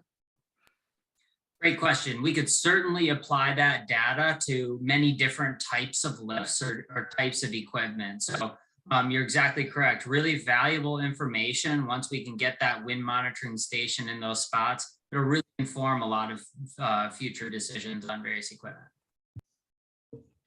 Okay, we have Mayor Weldon, Ms. Hughes Candies, Ms. Hale, and then Mr. Smith. Thank you, Madam Chair, and thank you, Mr. Satry and Mr. Scanlon, for being here tonight. Ms. Treem hit some of my questions, because of my understanding, where this gondola is operating right now is at a lower elevation than what we're going to probably ask it to be. And so the winds were a concern, and just the higher elevation. You mentioned that its timeline is they start dismantling it April 1st. So my question is, why are they selling it? And if it's a 20-year-old lift, can we still get parts? And then my third question would be, where would we store it? Because my understanding, it's several Connex boxes. Mr. Scanlon. Thank you, through the chair. Great questions. So they are dismantling it or replacing it because they need more uphill capacity where this lift is currently serving, because their business has increased so much. They're simply upgrading to a gondola that has twice the uphill capacity to meet their business needs as their mountain has been growing. So that's the reason why they're looking to install it. The company Pro Alpin that does these lift relocations They have the ability to continue sourcing parts for us and servicing us. I will also reference to the analysis that we received from our ski resort master planning firm. With the proper refurbishment before reinstalling a lift, they, in their opinion, foresee a 20-year service life without having to do any major maintenance or improvements. So the best time to refurbish or rebuild some of the key critical components is when the lift is on the ground. So we would be intending to do all of those things. This is a really good, durable, well-built machine that we should have a lot of good service life off of. And then in regards to our storage capacity, within our CIP budget request this year, we would have some funds available to build some additional parking capacity, which we've needed the past couple of years. So we would be losing parking capacity, and we would be able to store these 25 Connex containers without losing parking capacity. That would also give us additional parking and future expansion ability for other things that we need regardless. Ms. Mayor Oh, Walden. and then- All your if- three things that answered, is that it? That's it for me in the gondola right now. I have other questions on your profile. Okay. Mr. Satry, you had some comments? Apologies. Thank you, Madam Chair. Just to actually get back to what the mayor was referencing at the beginning. Eagle Crest is just barely above sea level, so I'll guarantee we're much lower in elevation than the Austrian lift. We have certainly significant wind and temperature and precipitation data at various different points around Eagle Crest that can be used to help model what we have, and then we'll validate that with the actual on-site data. But we are not alone in designing lifts or in trying to site lifts in these types of conditions. There are many other places in the ski world that have similar conditions to us. So certainly, we'll have the right engineering teams, and I think Dave has put the right money in the cost estimate for that work. Thank you. What ski area is it currently at? The lift, the gondola? The name of the place it currently is? I can forward that along. I would Okay. butcher the name right now. It's an Austrian name that my pronunciation would not do it justice, but Okay, that'd be great. Then we just go look at it. Ms. Hughes Candies. Thank you, Madam Chair. Thanks to both of you for being here. So I wanted to clarify some of the other members have already touched on. So for Ptarmigan, it sounded like you had offered two different price estimates of what it would cost if we were just talking about replacing Ptarmigan. And obviously we'll try to get as much life out of it as possible, but I heard 4 million and then I heard 2.5 million. Mr. Scanlon. thank you to the chair. The two price differences are different size chairs. So the 2.5 million would be for a 2-seat chair. The 4 million would be for a 4-seat chair. So it'd be nice if we were going to do a replacement to Ptarmigan, we would want to plan for a growing ski area and add some additional uphill lift capacity, which would lead us to making the investment of a 4-seat chair instead of a 2-seat chair. So that's where those price differences come into play. Ms. Okay. Candies, go ahead. Thank you, follow up. And what at this time, as I referenced, I think obviously we'll try to make it last as long as possible, but what is the board's thought on how long Ptarmigan could go before being replaced? So Mr. Mr. Satry, go ahead. So let's remember the lift opened in 1975. But it wasn't brand new when it was installed. It was a used lift, and I've heard varying stories on how many years of life it had even before it was in use here at Eagle Crest. But now we're starting to creep up on 50 years of life at Eagle Crest, and we are definitely getting towards the end of its usable life, barring major component replacement. And then Dave, you have some better details than I. You good, Ms. Hughes Candy? Or Mr. Scanlon, you have anything more? I don't have much more to add. It is a good machine. The manufacturer Riblet built very strong machines with the right maintenance and repairs of the major componentry. we still have some useful life, but the fact does remain that it's 50 years of active service at the mountain. And it is something that many of us talk about needing to be addressed in the future. You good, Ms. Cusick? Thank you. Just one more. Go ahead. clarification. And just to make sure my notes are right here, with the gondola, what is the expected? It sounded like you said 20 more years of life since this one is used. Mr. Scanlon? Yeah, I was referencing 20 years of service life before doing just the regular larger rebuilds. Like typically you'll rebuild a gearbox every 20 years. You'll rewind an electric motor on that same schedule. So we would be doing a lot of those things as we reinstall it. So typically you're going to get 20 years before doing some of those bigger service maintenance items. The fact of the matter is we could likely get another 30, 40 years out of this lift doing a good maintenance service. Okay, thank you. That's very helpful. And I'll definitely be more nervous next time I'm on the ptarmigan chair. And so it's 20 years old now, correct? The gondola, is that correct, Mr. Scanlon? It's a 1989 model. That's Okay, correct. thank you. Ms. Hale? I actually have a motion, but it sounds like we might have more people. We to do. talk. We have, is that what you're going to do, a motion? Okay. So I can wait. Stand by. We have Mr. Smith and Mr. Mayor Weldon. Thank you, Madam Deputy Mayor. I was just, Go ahead. thanks. Let's see, I guess my question was going to be, Mr. Scanlon, just in terms of vetting of the pro forma and the financial model, I did see a letter of support from Melanie Shivens yesterday, who knows numbers, but just wondering if there's been sufficient time for people to vet the pro forma and financial model. And I did see that Brian Holst from JDC offered to take a look at that. Anyway, but wondering who else maybe has had a chance to look at that. Mr. Scanlon? Thank you so much, Madam Chair. Yes, you're correct, Mr. Smith, that Brian Holst and JDC has time in their schedule. If we were able to move this forward to our next meeting schedule, that we could have them review the financial model. Most of our local Juneau organizations usually do that work for us, are all extremely busy and haven't had time to fit us in their schedule. Mr. Rogers did give me a couple other folks as a reference to reach out to, but we do have JDC, and I have another person I'm going to be contacting tomorrow, so we can ideally have one or two people look at that financial model so we can hear opinions from various sources. Okay. Mayor Weldon? Thank you, Madam Chair. Once again, Mr. Smith just segued nicely into what I was talking about.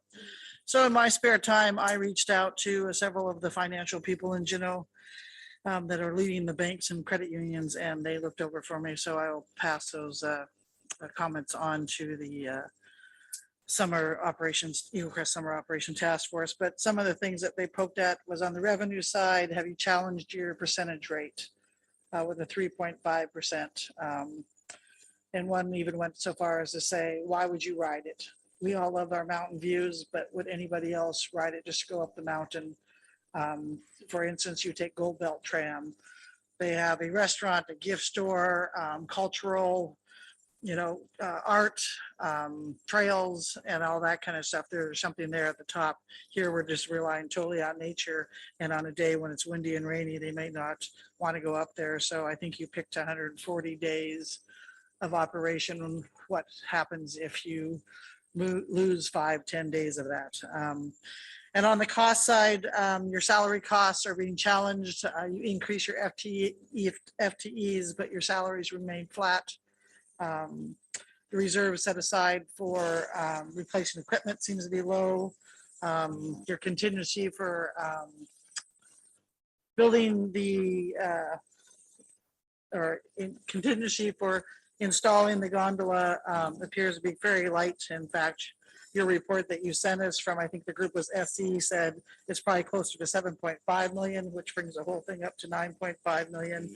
And after talking to Mickey Richardson at Tuna Totem, he said the installation costs were much, much more than they ever estimated. So these are just some of the thoughts out there. And so right now you guys have a little bit of work to do on that pro forma, but that's all I have. And like I said, I'll share these comments with you. Okay. I have Ms. Tree, Mr. Bryson, Ms. Wall. Thank you, Madam Deputy Mayor. I had similar things. I dove into the spreadsheet this weekend.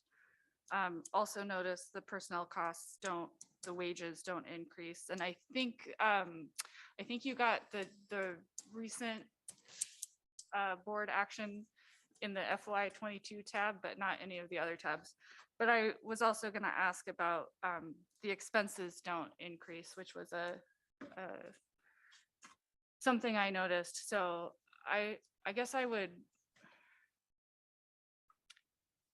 ask that this pro forma be worked on with like a financial industry professional, because I think Mr. Scanlon is incredibly knowledgeable about the operations part, but I think we could use some help on the financial part.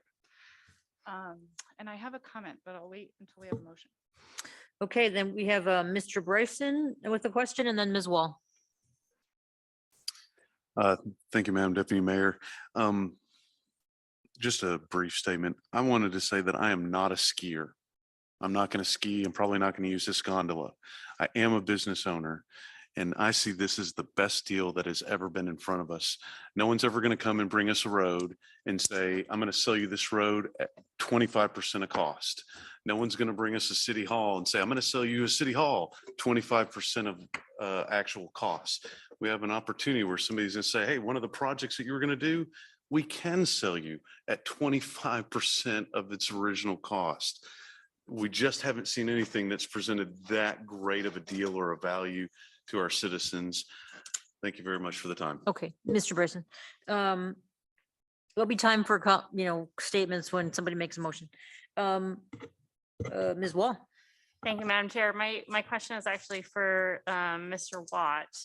We just spent like a year on a rezone, a primary objection of which was traffic.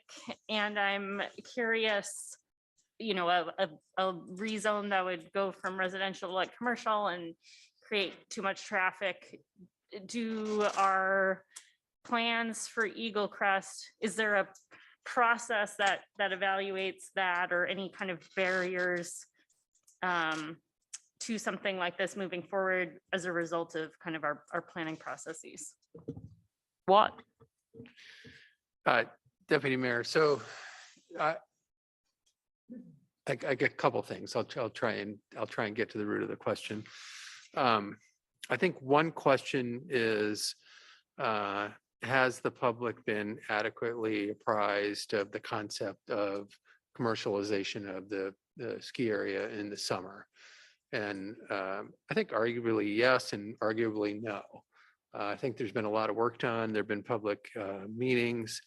But there hasn't been a vote of the assembly. Yes, we want to go this way.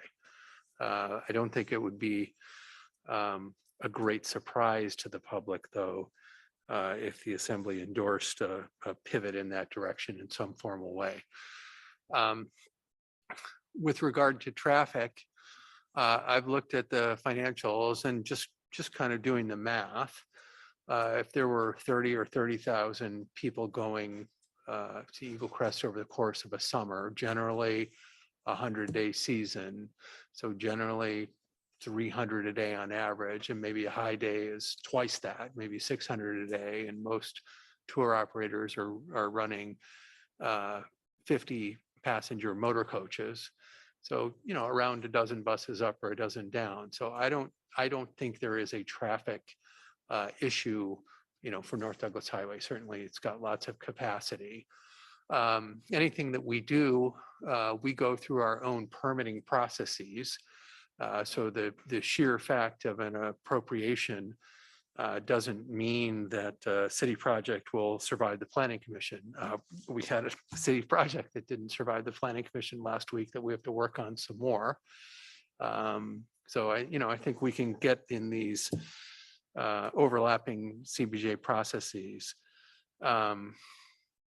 There are a number of issues about commercialization at Eagle Crest with regard to land and the Land and Water Conservation Fund restrictions. I think which steer us in the direction of being the owner of a conveyance system on those lands that are restricted by Land and Water Conservation Fund.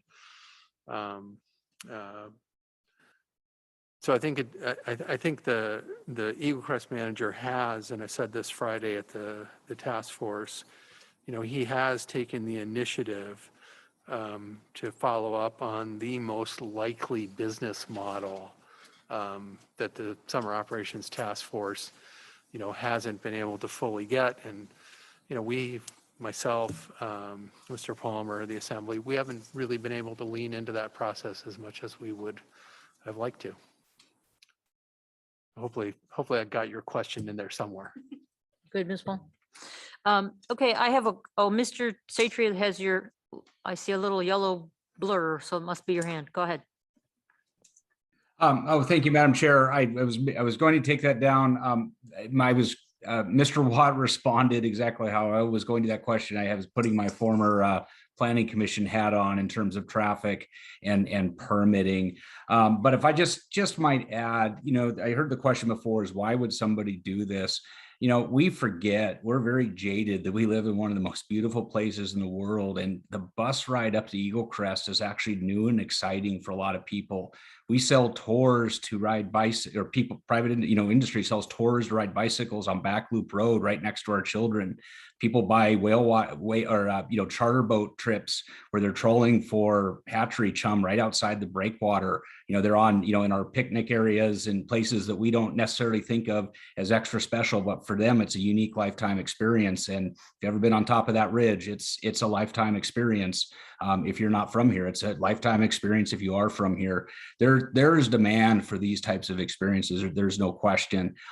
We already are leveraging just this past year with the limited cruise ship visitation we had, visitation from Lindblad Expeditions, and Dave has a contract with them to bring a significant amount of people up this year, and continuing to add to the gondola. I'll be frank, in the Eagle Crest Board's mind, the gondola is a start. If we can get that in, then we can add the lodge, then we can add the drink service, then we can have a place for reunions and weddings, and on down the road. But it gives us the ability to do that, largely on our own. But thank you for the time, Madam Chair.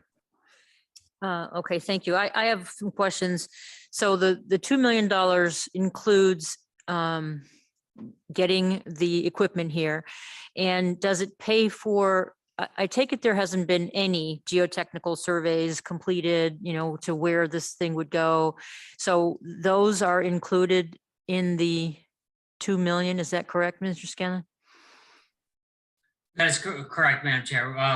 Included, you're correct, is the purchase, the transportation. We've done some aerial LiDAR surveying that allows us to get a 1-foot contour profile, so we could then establish where each lift tower base would go to allow us to go in and do preliminary geotechnical work. So it might not get us the full geotechnical suite that we would ideally need, but it'll give us enough preliminary geotechnical data to make sure that we have it sited in the best location to keep those construction costs down, so we don't run into a similar situation as what in Huna went through. Okay, thank you. And you've heard various assembly members say they've started to, look through your pro forma. And this is an assembly that does its homework. So you know you have your homework to do if this gets out of this committee. There's lots of questions on that to respond to. I'll note that I reached out to some tourism operators to ask them about the revenue side, the estimation of 3%, whether, was that realistic, or is that way too high of an estimate, or and they actually thought it was conservative, that the tram gets more than that. Obviously, it's downtown. It's a shorter trip. It won't take so many hours, but this would have to be a trip that's at least 3 hours, a bus ride out there, a ride up the thing, et cetera. So you're competing with time as well. So you wouldn't probably get as many as people go up the tram. But anyway, just FYI, general notion was it didn't seem outrageous to them. So thanks. Ms. Hughes Candies. Thanks, Madam Chair. Just one more question for you folks, and maybe it's for Mr. Seichi, just about the board. And it's another clarification, a restatement, which you might notice I'm a little obsessed with ptarmigan. But I just want to be clear, you're looking at several different, if you get this, you're looking at several different alignments, only one of which would be sort of a ptarmigan replacement. And if you did that, you wouldn't be able to develop more. Is that a correct understanding, or could you sort of restate that about the alignments? Thanks. Mr. So- Scanlon. Oh, go ahead. Who was opening their mouth? Apologies, Madam Deputy Mayor. Go ahead. I heard my name and assumed that was going to me first. Oh, sorry. from the board's I was, perspective. you go ahead. No, through the chair, thank you for the question. Of the 4 proposed alignments, yes, one is a direct, in direct, basically the direct path of the existing ptarmigan. But the cons of that is it does limit the summer opportunity if it cannot go all the way up to the ridge. And if it does go all the way up to the ridge, then it, as Mr. Scanlon stated earlier, then it doesn't become the ptarmigan replacement, because you're going to have to do significant work to develop kind of the path back, from the ridge to where the existing top of ptarmigan is. So there's some more work to do. It's a viable option, but it gives us the least future flexibility. And then there's, pros and cons in terms of, future flexibility versus, present service, for the other options.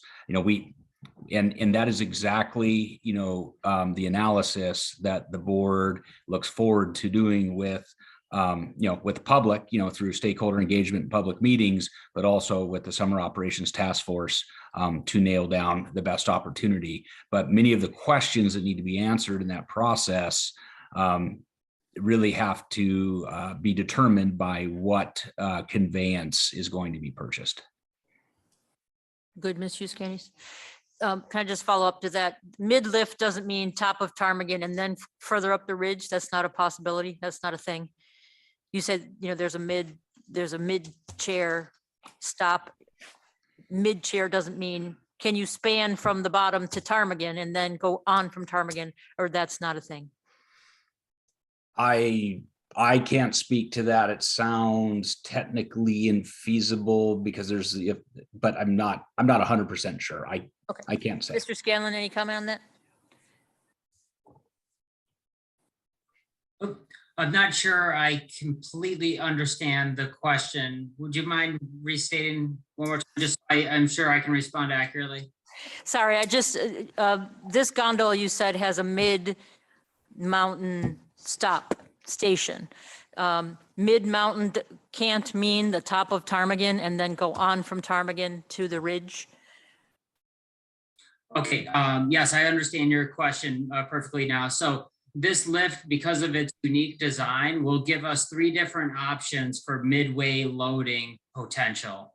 The first option would be at the exact midway point of the lift. Oh, okay. Which in some of our alignments puts it in a very ideal location, and then could also be 1/3 of the way or 2/3 of the way. So we are fixed into where we can have those midway points, but there is flexibility to locate it in various spots. Okay, thank you. I was trying to turn your lift. Madam Mayor. Thank you. So let's pretend we get this and everything is good and you get all your projections. So this is a funny question, and it might be because I'm female. Do you guys have the septic system, the drain field to have an extra 30,000 people up there? And do you have the water system? Mr. Scanlon. That's the question. So both our water system and our septic system is designed for a 1,200 person visitor day. So we're well within our design standard of our current potable water and wastewater system. Ms. Hale. Thank you, Madam Deputy Mayor. I have a motion if the time is appropriate. Go ahead. Thank you. I move that we forward ordinance 2021-08B as amended Z to the next assembly meeting, which I believe is February 28th for public, and set it for public hearing. And I would like to speak to my motion if I could. Thank you. I appreciate that. I think we've had an incredibly robust discussion and there is more robust discussion to follow. Obviously, there's refined information that this committee is looking for example, refined pro forma information and additional information to base a decision on. We're not making a decision at this meeting tonight. We are actually considering this and wondering if we should forward it on for an actual decision. My recommendation is we allow this additional 2 weeks to get the information, the more robust information to allow the assembly to make the decision. And we actually open this up for public comment on February 28th at the February 28th assembly meeting so that we can actually hear from our public and find out what people think, both by email and obviously by commenting. So that is my recommendation. Thank you. Mr. Smith, then Ms. Treem. Thank you, Madam Deputy Mayor. I was also going to add, if it would be desired by the body, we could schedule a summer operation task force meeting to get further review from JDC and others to evaluate the data before the meeting of the 28th, and we could dig deeper into that and come back with a response from the task force. I think you're seeing nods all around. We'd appreciate any more review possible. Very good. It's your committee, so you could schedule it. Ms. Just a Treem. question to Ms. Hale. Wasn't this introduced on the 7th and then the board needs us to take action by the 28th? Is that right? So it would be set for public hearing and decision on the 28th. Right. Okay. Your comment about public comment threw me off. So it will be up for public hearing. Yes. It will be up for public hearing. It will be up for the assembly at the time to do what it will with that. It could keep it for another public hearing. It could accept or reject it. Just thank you. Good question. More comments on the motion? Ms. Wall. And then I'm Madam gonna Mayor. Object. I really support the vision of this project and, have some of the same concerns, but I'm really, as some of the other assembly members, that I'm really just objecting because I think I would like to see the assembly do some strategic planning around the financial state that we're in right now instead of kind of chasing after each thing that comes in front of our face. So that's why I'm objecting to passing it on. Okay, great. Madam Mayor. I'm objecting for a purpose of a statement, which is kind of unusual for me, but I hear what Ms. Wall says and I agree with that. But quite frankly, $2 million is probably not that big a deal right this moment. Although the other 9 million or the other 7.5 will be a big deal. And we will have to remember that if we vote for this, we're basically voting for that too. I'm only would agree to this because I'm letting Eagle Crest have some more time. And I don't know in 2 weeks of times if they can come up with enough information to support their pro forma and enough information on this gondola. But with that, they have 2 weeks and I'll withdraw my objection. Ms. Treem and then Ms. Hughes Candies. Thank you, Madam Deputy Mayor. I'm going to object because I don't think that we have actually settled the question of summer tourism development at Eagle Crest. What I am hearing tonight and from the board meeting on Friday is that we are being asked to buy it and then have the public process, and I don't think that's the appropriate way to do this. The mayor set up this task force to address this question, and we've only just restarted that process, and we haven't really yet. This is the only thing that has happened in the restarted task force.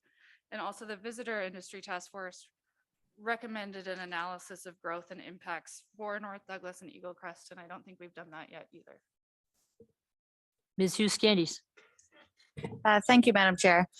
I'm going to object primarily, if this passes, as Ms. Hale noted, we're not making a decision tonight. We're giving Eagle Crest more time. And I want to thank both of you for providing as much information. And that was a really great in-depth, provided me with a lot more to think about.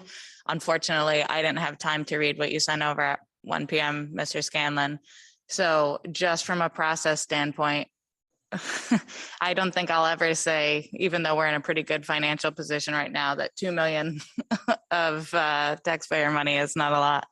So I just feel like without a sort of strategic process, I do understand this is a great opportunity and maybe we'll still end up taking it. But I also agree with Ms. Treem. I don't think it's fully settled yet.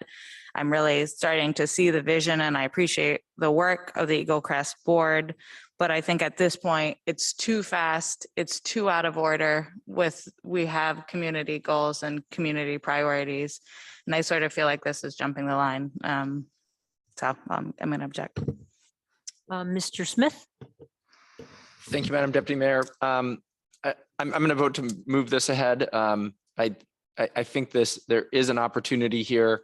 I hear some of the questions and concerns about public process, and I appreciate that. I do think if we do have a goal of financial stability, financial independence of Eagle Crest at some point, I believe the community will get to a point where some commercial operations at Eagle Crest is going to be necessary for that. And I believe we will get there. I also just want to have another couple of weeks, some more time. Again, this is moving fast, but it sounds like an opportunity that I think we should at least consider. 2 more weeks gives us time to have more people look at the pro forma, more conversations, more digging, another summer operations task force or 2. And that's why I'll be supporting the motion tonight. Thank you. Mr. Bryson. Thank you, Madam Deputy Mayor. I wanted to say thank you to you guys, because as I look at this project, I saw it with straight up business eyes. And I really appreciate every one of you having your part, making sure that we go through this process, that we do this. I get excited about stuff, and this one definitely got me excited because of what a great opportunity it is.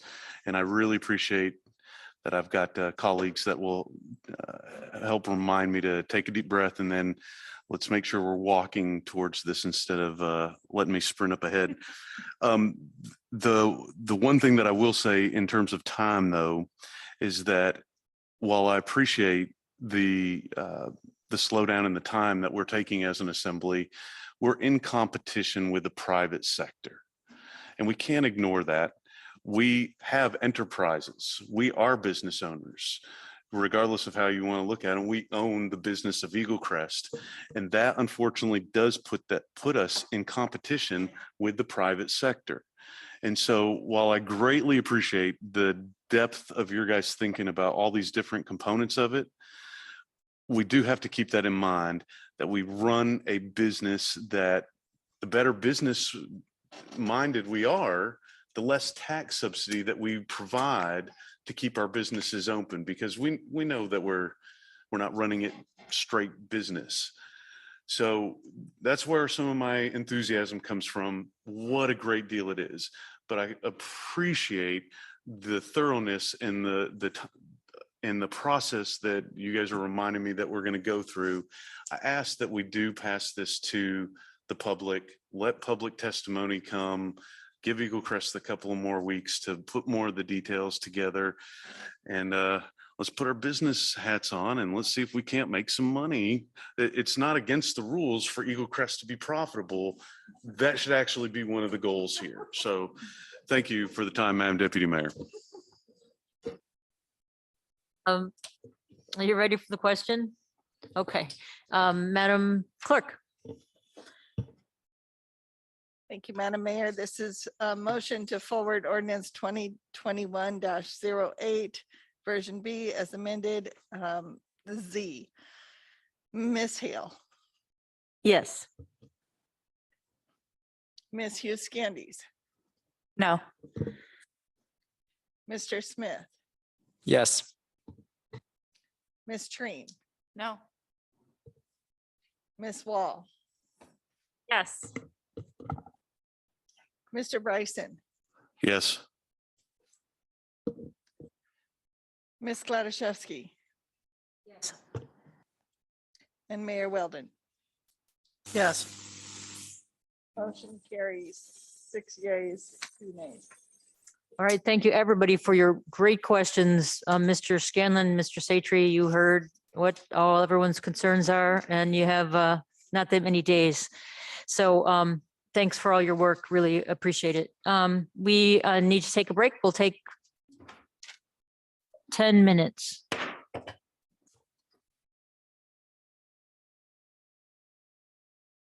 You guys, we're gonna wrap it up with item number 4, just one more thing. Assembly Rules of Procedure, Mr. Manager. Or Mr. Anybody. Oh. Mr. Palmer. Oh, no. Mr. Barr. Mr. Palmer. That was good. Thank you, Madam Deputy Mayor. So in tonight's packet, there are a few things to note, and I'll just identify there's a memo that Mr. Barr and I wrote for the Human Resources Committee meeting last Monday, a week ago. There's a revised draft of some amended assembly rules, and there's a minor tweak in there. And since when the Human Resources Committee saw it. And then there's a new memo from Mr. Barr, which was requested by the Human Resources Committee, specifically focusing on the Zoom tools. And maybe that's a good place to start tonight if you want to start with that conversation. The other kind of component here that was looming in the background, we had a nice healthy discussion at the Human Resources Committee on the draft resolution, amending the assembly rules, a little bit of a light touch on the Zoom kind of features. Mr. Barr's here and can help with that. And then the other piece is the potential criminal ordinance. And specifically, I just want to be super, super clear on this. I have not been requested to draft anything, nor have I had discussions with any of you to try to limit viewpoints, trying to limit people's ability to talk to their assembly members, nor have there been any discussions to restrict people's access to you, even in this building, related to COVID mitigations. That's not what we're talking about at all. The concerns that have been expressed to me have been specific to sexual assaults on certain staff members and assembly members, including displaying pornography to different committee meetings and to different, let's say, Zoom meetings of the city. So that's the topic. That's the focus that I have been working under for the last while. Be happy to hand this over to Mr. Barr if you want to talk about Zoom tools and features, if that's the desire. Mr. Barr, anything to add? Thank you, Madam Deputy Mayor. Maybe just a handful of things. So I won't dwell too much on the memo, but just, you know, by necessity of the pandemic, we've moved oral testimony into the Zoom-based world. The memo attempts to kind of philosophically explore the pros and cons of that to a greater or lesser degree. No question that the significant majority, the vast significant majority of public comment that we get is good and appropriate. It is most definitely the minority, the distinct minority of comment that we get that falls into the categories that Mr. Palmer described. I think we can think broadly from a societal perspective and reflect a little bit on the relatively recent advent of social media and say similar things, right? So great deal of good there, great deal of good communication and connection, unfortunately shaded by again a minority of participation that is not beneficial to our community or society. So to avoid the type of anonymous Zoom bombing type of harassment that Mr. Palmer described in the future, it's our recommendation to return to a pre-pandemic rules of procedure that permitted in-person oral testimony only while maintaining, of course, the ability for the public to engage with their assembly at any time via email or writing for that matter. But we do go through the different Zoom-based options here and would recommend maintaining one or more of them regardless for either certain ADA accommodations or in the event that we find ourselves in another public health sort of situation or emergency that requires oral testimony to be held remotely, or in whatever event where the assembly was meeting solely via remote purposes. So happy to go into more details on those Zoom options if desired. Thank you, Mr. Barr. Ms. Euskandis, being the chair of the Human Resources Committee, you received the memo on the 3rd, and then you guys had a discussion. And then this memo from the 11th, is this correct? You did not discuss that, right? Or just wanted to characterize what happened at your meeting? Thank you. Yes, correct. The memo from the 11th, this is a requested memo. We discussed the changes to the resolution and we spoke with staff and discussed the issue in a more abstract, larger sense, but not the Zoom specifics. And the changes or the ordinance as it's written here is the ordinance you reviewed? Correct, with 2 changes. Mr. Palmer made 2 additional changes, which I think are outlined. That you asked him to make? Oh, Mr. Palmer, I just want to clarify who did what. Yep, no, thank you, Madam Chair, and thank you, Ms. Euskandis. So just to be super clear, the 2 changes to the resolution on the assembly rules, one was on line 23, and it was 59 of 72. Okay. So line 23, I added special orders of business to the regular assembly agenda to capture current practice. And then the second issue was lines 293 to 296, excuse me, 392 to 396. 392. Page 68. And that's to clarify that when people are using Zoom, they must notify the municipal clerk to provide oral testimony, but not for in-person testimony. And the difference being that we have the sheet in the back for somebody who can show up in person and provide testimony here. Okay, so Ms. Euskandis, your committee did not discuss this language prior to the meeting on line 393. Correct. Okay, thank you. Okay, Mr. Smith has his hand up. Go ahead. Yep. And then Madam Mayor. So thank you, Madam Deputy Mayor. I was just curious what was the reason that there was not a remote way for people to testify prior to March 2020? I mean, was it purely technological? Was it I mean, was there if you want to testify, you have to sit and wait through the meeting and really mean it or something? Or anyway, I'm just curious as to what the rationale, what the reason for no remote public testimony option being. Anybody want to go ahead, Mr. Watt? Deputy Mayor, I think the answer is pretty simple. I think it's tradition. We just never, you can't call into the planning commission, you can't call into the assembly, just people came here, it's unlike the legislature where people come from all over the state and you sort of have to have that. In a city, you don't have to, I guess.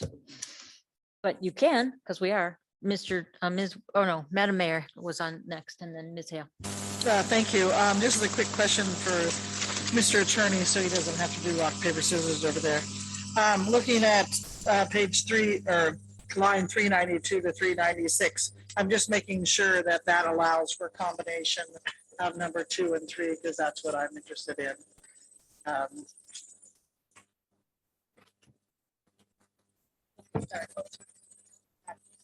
Because I like the idea of requiring a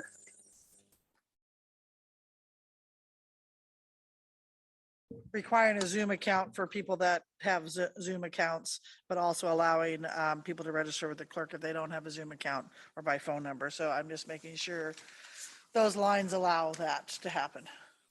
Mr. Palmer. Yes, thank you, Madam Mayor. Thank you, Ms. Deputy Mayor. Short answer, yes. If you want to be more explicit in the rules, we can definitely codify any decisions that the COW makes tonight. But my idea was to be a little general here, but to specifically articulate that people need to sign up if they want to provide oral public testimony. Thank you. Ms. Hale. Thank you, Madam Deputy Mayor. I'm trying to sort of reconcile what's here between 392 and 396 with these options that Mr. Barr laid out. And I'm not quite sure I understand, but I also had a comment. We did have, I remember her very clearly. We had somebody testify that had to take the bus home, and it was pre-pandemic, and she was advocating for the ability to participate by phone because it was so hard for her.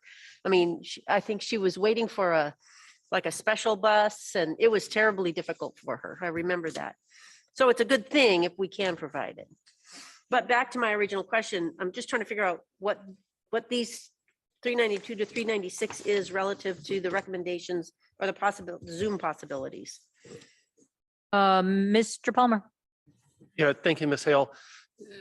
If so, this draft of the Assembly rules was drafted before the memo. I see. And so it's not technically incorporating any of those changes identified in the memo. If you feel strongly that you want to have those changes decided tonight, I will put them into the next draft. And if the body ends up giving a green light to this resolution tonight with or without changes, it could go to the 28th Assembly meeting for adoption if you desire.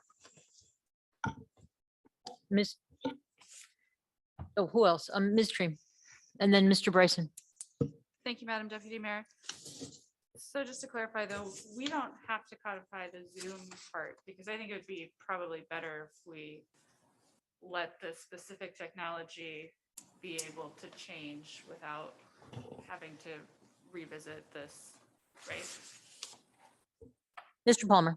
Yes, thank you. And Ms. Treem, you're correct. We do not have to codify the Zoom decisions. Those I think are relatively small compared to the sign up with the municipal clerk decision. I think that's a big fundamental change in Juneau. And so it was probably good to have that codified, but the other things I think are minor technical pieces. Mr. Bryson. Madam Deputy Mayor. I've given a little bit of thought about this, and what it really comes down to is we don't want people to be able to testify to the assembly anonymous. We're removing anonymity. So however we codify these rules or whatever procedures we come up with, as long as we have a reasonable ability for a person to identify themselves and register to be able to give us testimony, I think we're serving like a duty to the community by making it not, what am I trying to say?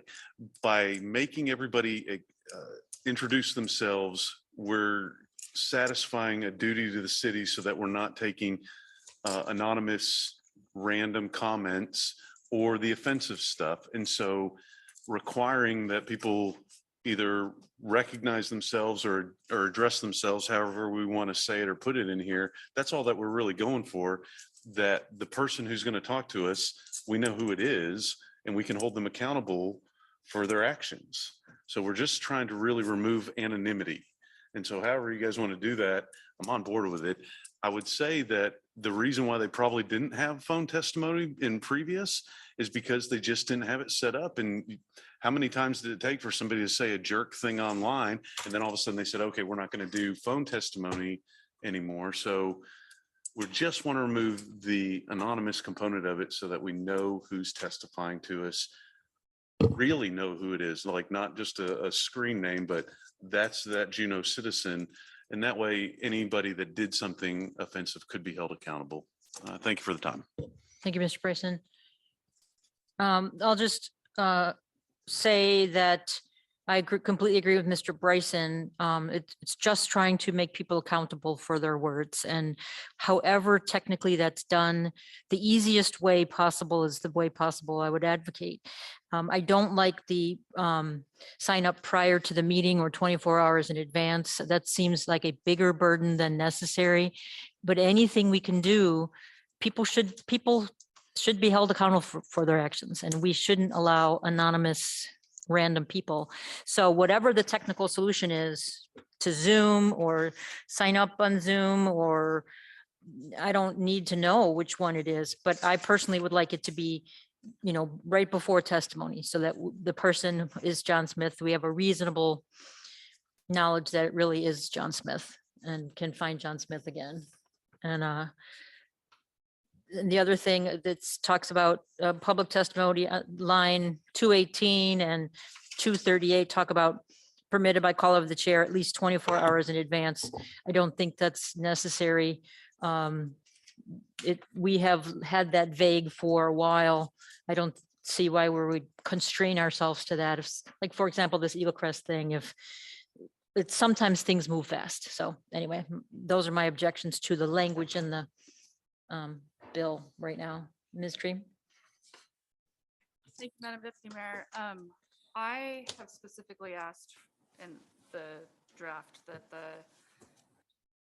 we do require sign up ahead of time. And I think that a lot of the offensive comments we've received have been kind of a crime of opportunity that wouldn't have happened otherwise. So I think that probably, to me, makes me feel the safest, in addition to the other kind of Zoom tools we have available. So that's, you know, that's why I want that in there. And then this is a discussion for a totally different time, but I think the public comment in committee meetings is, I don't think public noticing that is a problem. And I think we should take a look at meetings that should be work sessions that have public comment, but that's for a much different time than tonight. Ms. Hale. Thank you, Madam Chair. So in Mr. Barr's memo on page 57, he says that staff recommend a return to pre-pandemic rules of procedure that permitted in-person oral testimony only, while maintaining the ability for remote testimony for certain ADA accommodations. I'm interested in that. I mean, as we get back to normal, I am interested in public testimony in person. But then if we are not in a normal situation, having that ability to provide testimony by Zoom. I don't know, I see a shake of the head, but I'm actually interested in pursuing that because I don't know, I guess I'm a little bit torn, actually. I can see reasons for not pursuing that because people are provided a greater opportunity to participate, although if they needed it for ADA accommodations, they could get it. But if we coupled that with, anyway, I think it's not a bad idea. More comments or questions? Ms. Dream? Sorry, I had something that I was gonna say that I forgot. I also looked up quite a few different other cities, both in Alaska and some large cities down south. And we are the only community that I have seen that doesn't require somebody who is not participating in person, so participating on the phone or by Zoom. We're the only community that does not require that kind of testimony to be signed up ahead of time for. So I just wanted to share that piece of information with the assembly. Ms. Dream, can I ask you, have any of these been updated basically post-pandemic? I mean, because we didn't allow it either. So if you looked up at our rules, our rules wouldn't allow it either. So I looked up how it's done currently in Seattle, New York, Anchorage, and then I talked to my friends in Petersburg and Ketchikan. So these are all COVID accommodations. All of these places have moved to this kind of testimony for COVID, except maybe Anchorage. They only allow testimony by phone. That might have been prior to COVID. I'm not sure. Any questions? You good, Mr. Smith? Thank you, Madam Deputy Mayor. I guess I'm curious about this, the verification or the authentication via Zoom. So I guess, do we have an idea how that would work, and what do we see on our end? Anybody know the answer? Mr. Barr? Thank you, Madam Deputy Mayor. Essentially, what we see on our end is dependent upon what we ask the individual who's registering to enter, right? So first name, last name, phone number, email address, those are all options. The only required options are first name and email address, and then we can decide how much more we want after that. The Zoom authentication piece, I'll note though, all that requires is that an individual have a Zoom account, and in order to have a Zoom account, you have to have a working email address. So that's the only true requirement there. So I think the kind of Mr. Smith, go ahead. On that, and then in both option 1 and 2 wouldn't allow telephonic participation. Well, it says via a smartphone, but no one could just call in with one of the. You can just call in through Zoom. Mr. Barr? Madam Chair, that's correct. If you're registering and you're going to participate via option 1 or 2, you would need to be doing so via the Zoom app. If you have that app on your phone, then you can do it via your phone, but only through the app, not by dialing in. Ms. Wall and then Ms. Hale. Thank you, Madam Chair. I'm sorry, this is just coming to me now, but do you consider the option in the committee meeting we discussed, are these attacks happening via phone or via Zoom? And they were all via Zoom. And presumably when people call in on their phone, there's more accountability because their phone number shows up on the screen. Was there consideration in this, in going through the options of just saying people can only call in via phone and they just can't do the raise hand thing? They just have to do the *6 thing, and whether that would be effective at making sure people aren't anonymous. Mr. Barr? Thank you, Madam Deputy Mayor. That's essentially what option 3 is. If you take away option 3, or either with option 3 or as you described it, only doing using our current process but via phone numbers, it's similar to how it is not impossible to spoof an email address. It is not impossible to spoof a phone number. So there are different levels of sophistication, perhaps, that someone might need to employ to do either of those things. but neither is perfect. Go ahead. But option 3 includes registering beforehand. You could, in theory, just do phone numbers without registration. That is correct. You could do phone numbers without registration. Okay, thanks. Ms. Hale? I just wanted to speak to spoofing email accounts. You can create them like that. I mean, it takes no time at all, and then you have a valid email account. So that would really be a concern. Even though I asked the question, why shouldn't we just go back to the pre-pandemic rules? I do realize from a lot of the testimony that we've had that people are able to watch the assembly meetings remotely and participate remotely. And that's not a bad thing to leave in place. So I guess what I'm really leaning towards is the registration. And I understand that staff are telling us the pre-registration, and I understand staff are saying that they would need additional staff time. And I think that's our responsibility to provide that. We have heaped duties on our staff for a couple of years now. And if we do need additional staff time, and we also need to have safety, which we do, and end harassment, I'm leaning towards that manual registration.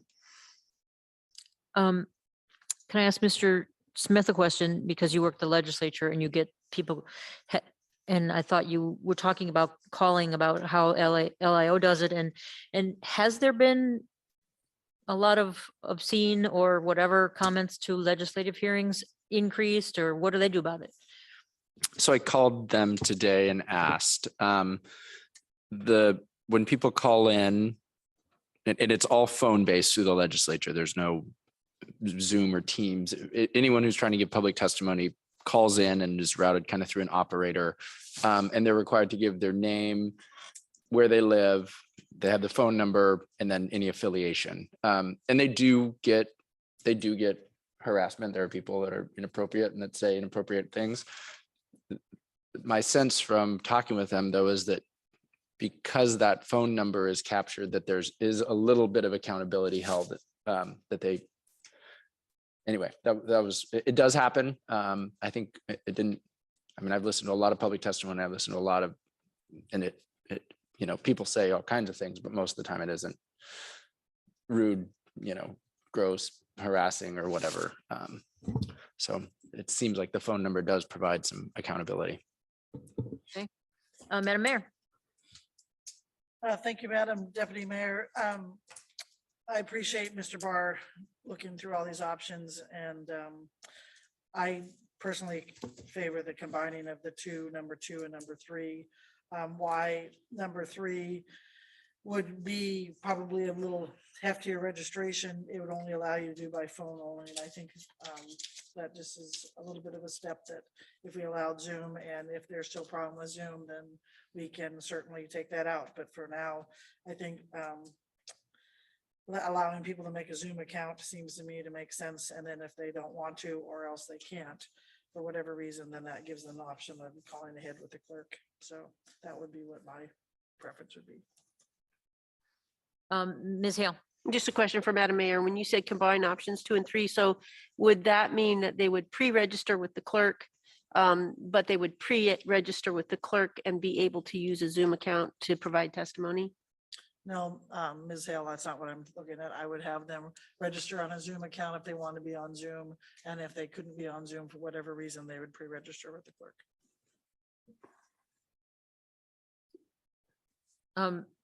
Ms. Tree. Just a question for Mr. Barr, if that combination is technically possible. Mr. Barr. Thank you, Madam Chair.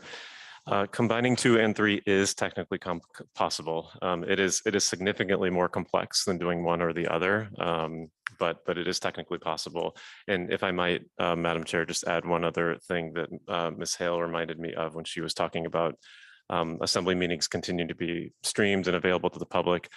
We are planning on switching platforms from Facebook to YouTube, effective with the assembly meeting on the 28th. Primary reason behind that, Facebook requires people have an account and YouTube does not. So wanted to give you a heads up on that. Thank you, Mr. Barr. I think that's terrific. More comments, questions about this mystery? And did you have your hand up, Mr. Smith? Mystery? I have a question about providing the kind of Zoom account that allows whatever this kind of meeting is, where you have attendees and panelists, to everywhere else within CBJ that has public meetings, because I know that the assembly is not the only one that's been the target of this. If that costs money, I am more than willing to pay for us to pay for that, so we keep everybody else safe. I don't know what that would require. That's my question. What would it require? Mr. Barr? Thank you, Madam Chair. The answer is money, and it's not terribly expensive, but it's not nothing. Could you say that more clearly? I couldn't understand you, sorry. Yes, thank you, Madam Chair. The answer is more money. And do we know how, I mean, I don't know off the top of my head, but it's probably measured in the thousands of dollars a year, not tens of thousands. so if I'm getting the sense of this body, except for Ms. Hale, they're going back to only in-person, we're done with that, right? We're not doing that. Okay, just wanted to make sure we're clear. Go ahead, Madam Mayor. If the chair would allow, I'd like to make 3 different motions. Okay, so you take away your last one, So I would, right? You took away your last one, Madam Mayor. Didn't you make a motion already? Could you withdraw it? I didn't take a motion, I made a suggestion. Oh, what I okay. wanted. Sorry, go ahead. Okay, but I'll start with that one then. I would move that we direct staff to come up with a combination of number 2 and number 3. And the meetings forward. And ask for to ask consent. Ms. Hale. And I object, and maybe the Madam Mayor will speak to this. I am worried about the Zoom account that I think only really requires a valid email address, because email addresses can be created so easily. I mean, if you have, it's just easy. And there's lots of platforms that make it easy. So it doesn't give us, and actually that might be what's happening right now with people who are watching this stream on Facebook Live, and they pop out to Zoom and they create an account and then they're untraceable. I don't know, but that's my big worry about that. I have a question about that. Can I answer that one? Go So ahead, there- Madam so Mayor. there- I don't think anything is foolproof, and yes, people could do that. And if it remains a problem, then we get rid of it. But that's it. I think that's a good place for us to start. And the registration ahead of time, you can have a burner phone. So that could be a problem too. So, but I think I don't want to put a hurdle to public testimony. And again, I want everybody to be crystal clear. We're not looking for people that disagree with us, who have contrary opinions. Those make us work harder, and we always tweak usually legislation because of that kind of testimony. We're looking at the sexual harassment and the pornography. I want to make that crystal clear. So that's why I was looking at both of them. And if Zoom continues to be a problem, then we will remove it. So my question about the telephone, again, because we've talked a little bit about telephone, is simply allowing only telephonic testimony one step more secure than allowing Zoom, or not? I just want to be sure what the answer to that is. So instead of allowing anyone to register, just they must call this number, whatever the number is, and then we see their number. Is that any better? Madam Chair, I'll take a stab at that. And after looking into this, I would rate the options in terms of security as Zoom registration. So the option number 1 that we did not talk about at all as the least secure. Zoom authentication, so requiring someone have a valid working email address as the second grading up a little bit in terms of security. The option that you're describing that Ms. Wall initially thought of, which was telephone only, no registration, as the next most secure, and then option number 3 as the next most secure, with in-person testimony being the most. If I understand, you're describing 2.5. Sure. Right? So there's 2, 2.5, and 3.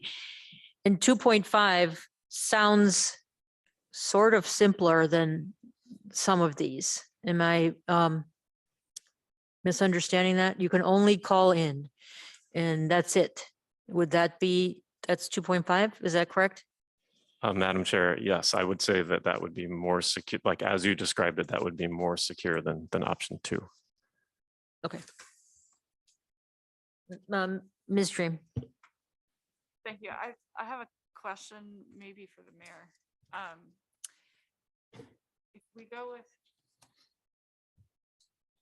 I'm confused now, but if we go with 2 and 3, and I don't know what your next motions are going to be, but if we were to approve the rules as it's presented here, Zoom participation would still require registering ahead of time. Is that what you are trying to accomplish?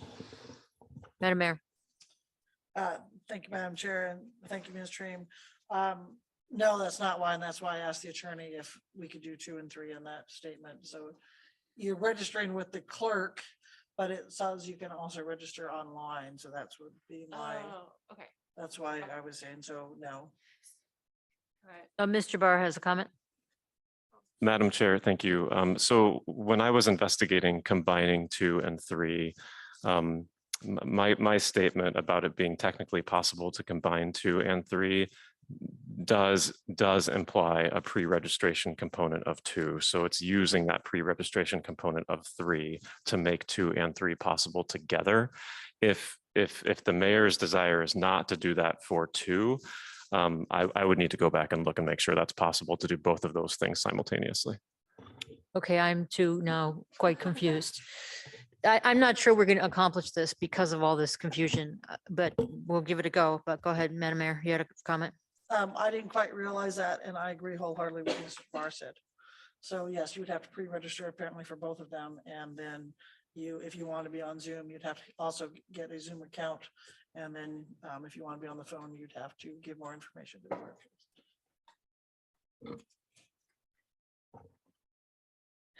Are you ready to do this or do we? Ms. Dream. Yeah, I think it's very late. That doesn't help, but I think we should probably focus on the general policy of Exactly. registration, no registration, in person, not in person, and let staff figure out the technical details, because I don't think I can follow all of the permutations and how convoluted it is. Yes, Ms. Dream, thank you very much. It's what I think exactly, since it's 10 to 10. So staff recommended something, which we are now modifying.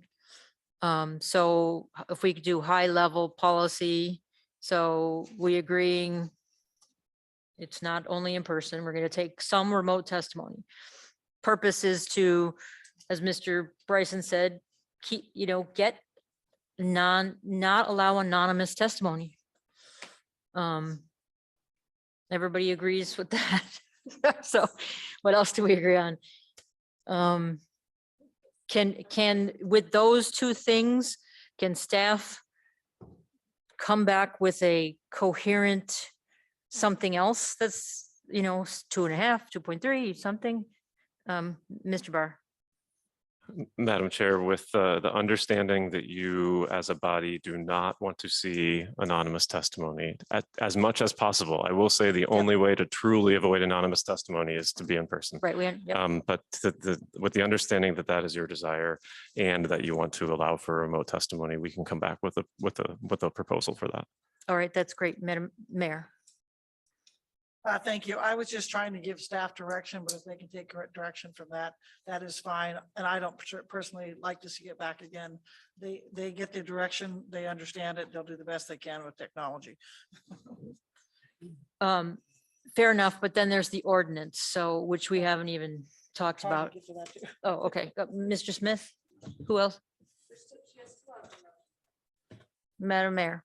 I can withdraw my motion if that makes it simpler for the body, but I was just trying to give staff direction. Right. Okay, I will draw my motion. Can I do my second motion now? sure. Okay, I Wait, move sorry. resolution. Mr. Smith had something.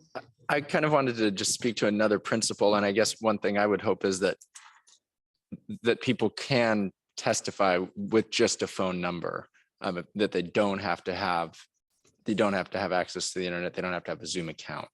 I guess I would like that to be an option as well. I So, think I would like that to be something available as well. okay, so remote, we want remote testimony and we don't want people testifying anonymously. And And that they can provide testimony with just using a phone, and that it doesn't, they can just call in. They don't need Zoom. so that's, okay, that's, Mr. Barr has the two principles, and go ahead, Mr. Barr. Thank you, Madam Deputy Mayor. I'll just note, and we've already touched on this a little bit, is that there will be a staff cost, an increased staff cost there, but that's totally doable. So we haven't all agreed on the call-in part. We have agreed on remote testimony and not anonymous. And so they're gonna come back with options, and one of them might be telephone, and it's gonna cost X dollars. You don't want options. Yep. Okay, Ms. Hughes Candies, Ms. Hale. Thank you, Madam Chair. I would just say that in regards to staff having clear direction or not, I know it is late, but I feel like I have the options in front of me. So I wouldn't want to make staff do more work. And if other people need to clarify that more, I don't want to stop you from doing so. But based on the principles that we all agree on this? Do we all agree on that? I think I see that in these options. And so I just wouldn't want Mr. Barr to have to come back. I would want him to implement. Yes, we just got all balled up in 2.5 and 3, and what does 2 plus 3 mean? And I just don't think we're going to sort it out now. That's all. Ms. Hale. I kind of agree with Mrs. Candies. I think it is clear because 3 is phone registration ahead of time, and 2 is Zoom registration ahead of time. And I think staff has that direction, and I think they can bring an ordinance back. And that doesn't even have to be in the ordinance, actually. So, I think we're good in my mind. Ms. Wall. Thank you, Madam Chair. I think the issue we're skirting around is whether we need pre-registration or not. Yes. And you think we do, but I don't think everyone does. Right. Mr. Bryson. Okay, so, all right, we've overcomplicated it. We've way overcomplicated it. If you show up, you don't need to pre-register because we've eliminated anonymity. If you cannot show up to the meeting, you simply have to pre-register because you're not going to be there in person. 2 things: show up, we know who you are, you don't have to sign up. You can't show up, so you have to sign up. It's one or the other. That eliminates anonymity, and it satisfies every condition that everybody's been asking for here. They want people to be able to testify because we've made it easier for people to testify. So we just limit it down to 2 things. If you're here, there you go. If you can't be here, then you just have to register in some way, shape, or form. And that eliminates anonymity, but it also gives you every single option for however a person wants, whether they have a phone or a computer, they can still testify. Those are the 2 things that we're trying to accomplish, I believe. Thank you for the time. Madam Mayor. Okay, second motion. I move resolution 2976, version Cal 1 to the full assembly. And ask for unanimous consent. It's the resolution in your packet.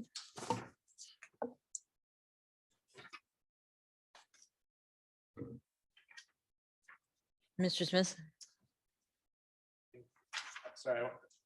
I want to look just at those 292, 296 lines again.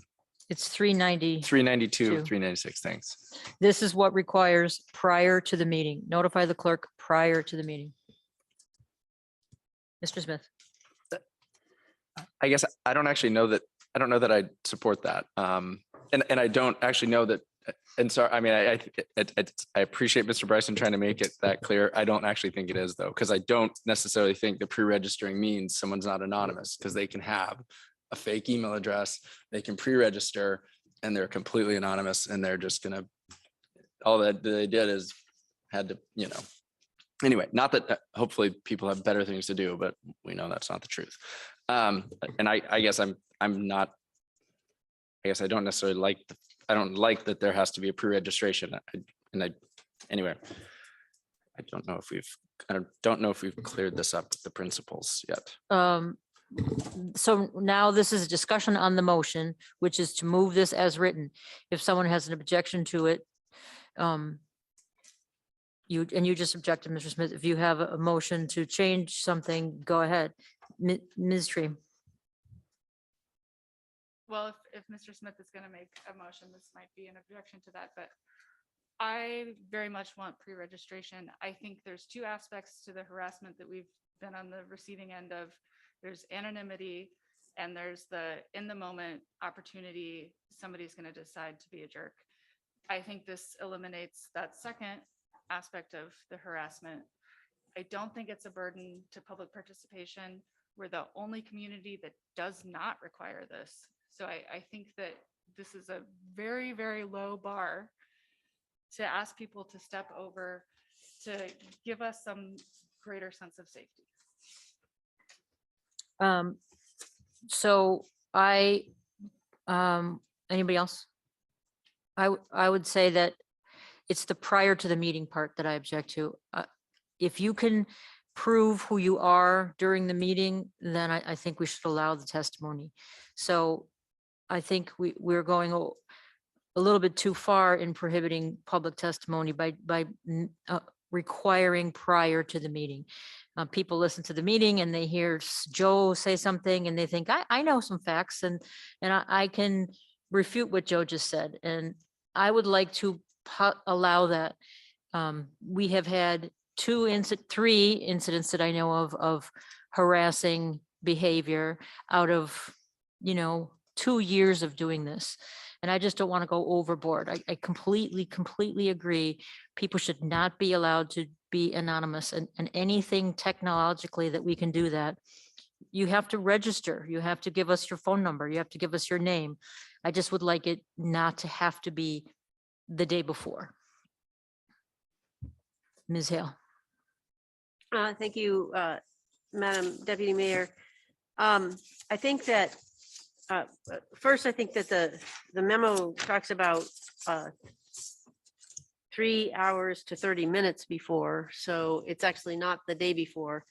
And if we're going to have people registering to speak during the meeting, we're going to have an extra staff person the whole time, because there's just no way our staff could keep up with people registering to speak during the meeting.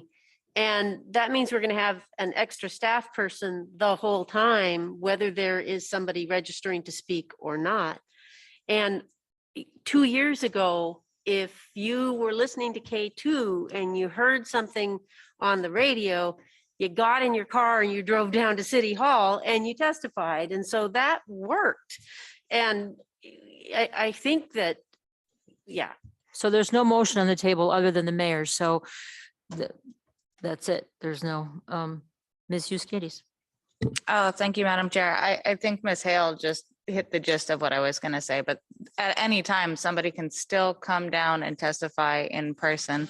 And I very much appreciate that we all wish to make public testimony as easy as possible, but also we should keep in the back of our minds at any time the public can send us a letter that is also available. And I think when balancing the burden on staff as to running with the improvements that the pandemic brought in terms of making the meetings more accessible to people, we shouldn't go too far overboard. So I don't think this is going too far, and they can always come in person. Okay, Mr. Smith.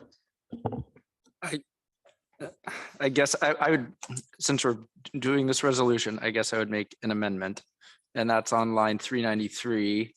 I would my motion would be to remove the words prior to the meeting. So it currently states members of the public that want to provide oral public comment during remote participation must, there's an extra 2 in there, must notify the municipal clerk prior to the meeting, and I would strike the prior to the meeting. So that's an amendment to the motion. Yes. Okay, so you heard the amendment, strike on line 393, the words prior to the meeting. Madam Mayor. Thank you, Madam Chair. I'll object. I just disagree. If you're gonna get rid of anonymity, you're gonna have to register before. I disagree having someone just sitting there waiting to see if somebody wants to do that. Again, if you want to talk, all you have to do is come here in person at any time during our meeting. It's not that big of a stumbling block. Mr. Smith, and then Mr. Bryson after that. I guess my response to that would be, and it's, I don't know if we figured out in our principles, is a phone number. If someone just has a phone number, are we considering that anonymous or not? Because if we are, well, then we have a lot more to discuss. And if we aren't, then that to me removes the anonymity. I mean, we've talked about access. I think we do need to think about not everyone can just hop in the car and drive down to City Hall. We've talked about that. Not everyone has that ability. Mr. Bryson. Mr. Bryson. Thank you, Madam Deputy Mayor. I'm going to object to this as well. While I appreciate that Mr. Smith is looking out for the citizens to make sure that everybody can testify, I again think that we are taking few scenarios and we're exploding it into this could be like every assembly meeting as we look at our audience participation right now. So I get what everybody's trying to do. We're trying to protect assembly members. We're trying to protect city staff from this. I would side with a phone number is anonymous. You can go buy a phone right now for $50 and have a brand new phone number if somebody's, but that's not what's happening here. I think Ms. Treem has nailed it. We had a couple of crime of opportunities and somebody was like prepped something to show to a committee. We need to have some common sense, reasonable rules. Show up or sign up to the start of the meeting. I think trying to keep an extra staff person on during the meeting in case somebody hears a line that they might have a rebuttal to. We also know the majority of the people that have testified here. We've watched who comes down and testified. They're not, well, sometimes we get individuals that's their only time that they've ever testified. But a lot of times we get people that have familiar with City Hall. They've been down to City Hall plenty of times. They're going to be either comfortable coming down here or once they register one time and see how easy it is, now they're registered. They can testify at will. We are not putting, and again, somebody said this is a very low bar to set because if you want to do anything else, you have to provide more information than that. You can't go be anonymous everywhere else. And since we're taking testimony on city business, we have to adhere to a very high standard. So holding our citizens accountable for what they're saying by either show up or sign up, I think that's a very responsible approach to this and asking our citizens to be responsible and not just saying just because you weren't able to do this, that we're just going to throw all the rules in the air so that one person can make a phone call one time. That's not what we're doing here. I think we're setting some reasonable boundaries. And then this assembly and this management has been very reasonable. If a person came to us and said, I'm having trouble getting to the assembly to testify, we would accommodate them. Shoot, one of us can stop by and pick them up and drag them down here with us. But I don't think that we should wreck what we've done here because we want to make it where one person, if they feel like calling at one moment, they can do that. I think we set up responsible, reasonable rules and the community will appreciate that. Okay, so this, remember, we're talking about the amendment and the amendment is to delete the words prior to the meeting. Are you ready for the vote on that? Ms. Wall. Thank you, Madam Chair. I will be voting against this, but only because I want to see what the public and the Systemic Racism Review Committee and other stakeholders have to say about the ordinance as written before we take our final vote. Thank you. Okay, so anybody? Madam Clerk, on the amendment. Mr. Barr, Madam Chair, I just want to note that the rules that you're considering here apply to all boards. All boards, commissions. Madam Clerk. So on the amendment, line 393 to strike the words prior to the meeting, Mr. Smith, Yes. Ms. Treen, No. Ms. Wall, No. Mr. Bryson, No. Ms. Hale, No. Ms. Hughes Scandies, No. Mayor Weldon, No. and Ms. Gladysevsky. Yes. Motion fails, 2 yeas, 6 nays. Okay, now we're back to the main motion. Is there any objection to the main motion? The Motion, please. Main motion is to move this to the assembly. Move this ordinance. Or whatever it is, resolution. Okay, any objection to that? Okay, dokie. Mr. Palmer raised his hand. Thank you, Madam Deputy Mayor. You know, Ms. Wall's comment triggered a little procedural snafu for us. So we do have a systemic racism meeting tomorrow. This item is not on the committee. So if the body wants this to go to SRC, it would have to go sometime in March 1st-ish, whenever that meeting is after the 28th. So it would not be available for adoption on the 28th. I do believe we wanted to go to the SRRC.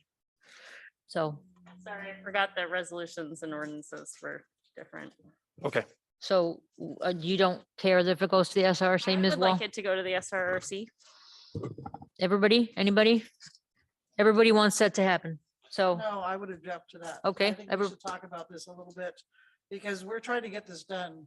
And so we don't have attacks anymore. And while you say there was only 3 attacks, 2 of them were to one of our individual members in a public place, sexual harassment charges. And I don't know that we need to wait. SRRC can look at it after the fact and always come back to us. But the sooner we get this in the motion, the less we have to be attacked. everybody good with that? Okay, there you go. Great. We're done, yes? Oh, you got another one, Madam Mayor. Third motion, apologize if it's the attorney's fault. I move that we direct the attorney to draft a criminal ordinance Oh, yeah. for disruptive behavior, which would include sexual harassment and pornography. All right, any objection to that? Ms. Wall, Mr. Smith?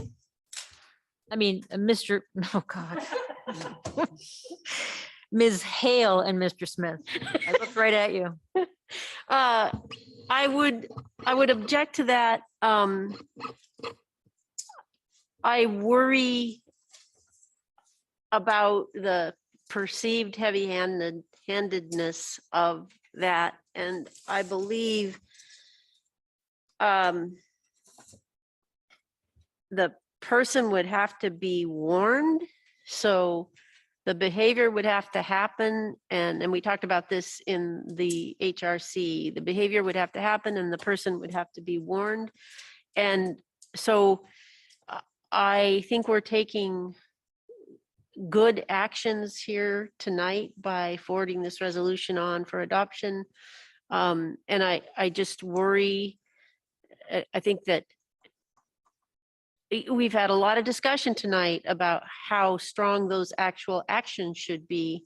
And now we're talking about an actual criminal ordinance. So that's my concern. Okay, Mr. Smith. Thank you. Ms. Tree. I guess I'm just curious to know. I mean, at what point does that language become criminal and when is it? I mean, I don't know. Yeah, anyway, So the First Amendment or, I mean, I don't know, like what are those, what is that threshold? The motion is to just draft an ordinance. We will have the opportunity to talk about that ordinance and debate that ordinance and listen to all that. Do you want to have the question before us is, do you want to have the attorney start that? Not would we adopt this, or what exactly would it look like? Is that okay, Mr. Smith? Do you still want an answer right now? I mean, I guess I don't want him to waste his time if it's, I mean, I guess you'd draft something that would be constitutional, I guess. but- Mr. Palmer? Thank you, Deputy Mayor and Mr. Smith. I do have a start on a draft in anticipation of this meeting, and I can be ready for the next cow if that's the will of the body. Go ahead. And Mr. Palmer, you can criminalize speech, I mean, in terms of examples of what we have seen so far, and that you could Mr. Palmer. criminalize that speech. Thank you, Mr. Smith. This gets to one of the really challenging questions of law, and that's, to put it very bluntly, the First Amendment, as you all well know, provides super powerful protections for people testifying to their elected officials. That said, the Ninth Circuit Court of Appeals has had the unfortunate opportunity to provide legal guidance on this for the last 50 years because of activities mostly out of California. And I have looked through their case decisions. There is a small, narrow window of things that can be criminalized. And I can come back to you with a draft ordinance for your consideration. I will note, and this is the big pause, that some of the statements that have made to this body, to other committees, to students in the school district, for example, although they are incredibly offensive, I do not think they can be criminalized. Some of them can be, but many of them cannot. We have Ms. Treem and then Mr. Bryson. I think you answered my question that this would go to a cow, because I am interested in talking about this, but I don't know yet how we feel. So it's going to go back to a cow or something like that. Yes, ma'am. Mr. Bryson. Thank you, Madam Deputy Mayor. Mr. Palmer, while I greatly appreciate the First Amendment component of it, could we look at the criminality of disrupting a public meeting? If somebody came running into this room right now and just started yelling, not offensively, but came in and disrupted our meeting, would that not be a criminal act? I mean, I don't want to say this incorrectly. I'm concerned, this is the sanctity of our meetings is what was violated, as well as our colleagues. But it's the sanctity of the meeting that I don't care what they say. They're disrupting a public meeting. That's where I would see the criminality, and it doesn't matter what they say. They're disrupting our meeting. That's where we should look at, we're going to penalize somebody. That's tough because sometimes people want to disrupt the meeting to make a point.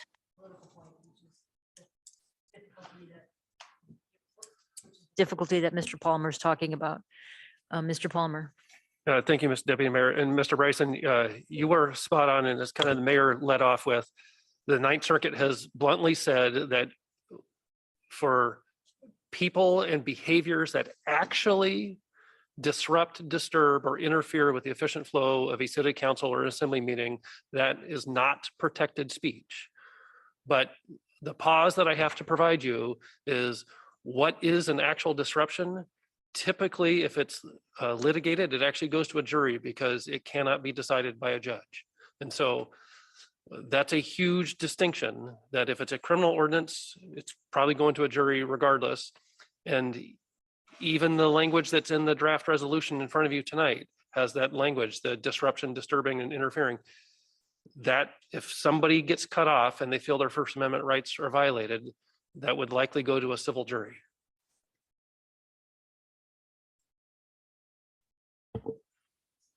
The more we talk about this, the less I want an ordinance, but anybody else comment? Ready for the motion, question? The motion is to direct staff to prepare an ordinance. There's objection. Is there not objection? Somebody objected. Yep. Okay. Roll call vote, please. Thank you. So for the motion for, to direct the attorney to draft an ordinance with criminal penalties, Mayor Weldon, Yes. Ms. Wall. Ms. Treem, Yes. Mr. Smith, No. Ms. Hughes Candies, Yes. Ms. Hale, No. Mr. Bryson, Yes. and Ms. Gladysevsky. Yes. Motion carries 6 yeas, 2 nays. Okay. Anything else to come before the committee of the whole? Mr. Palmer? This is unrelated to this last topic. I owe the body and the Lands Committee two corrections. I had in Lands Committee tonight, there was a vote made for an amendment offered by Mr. Bryson, and it was decided that 2 votes was enough to pass. That's incorrect. It takes 3 votes because there's 4 assembly members on that body to pass that map amendment that was offered by Mr. Bryson.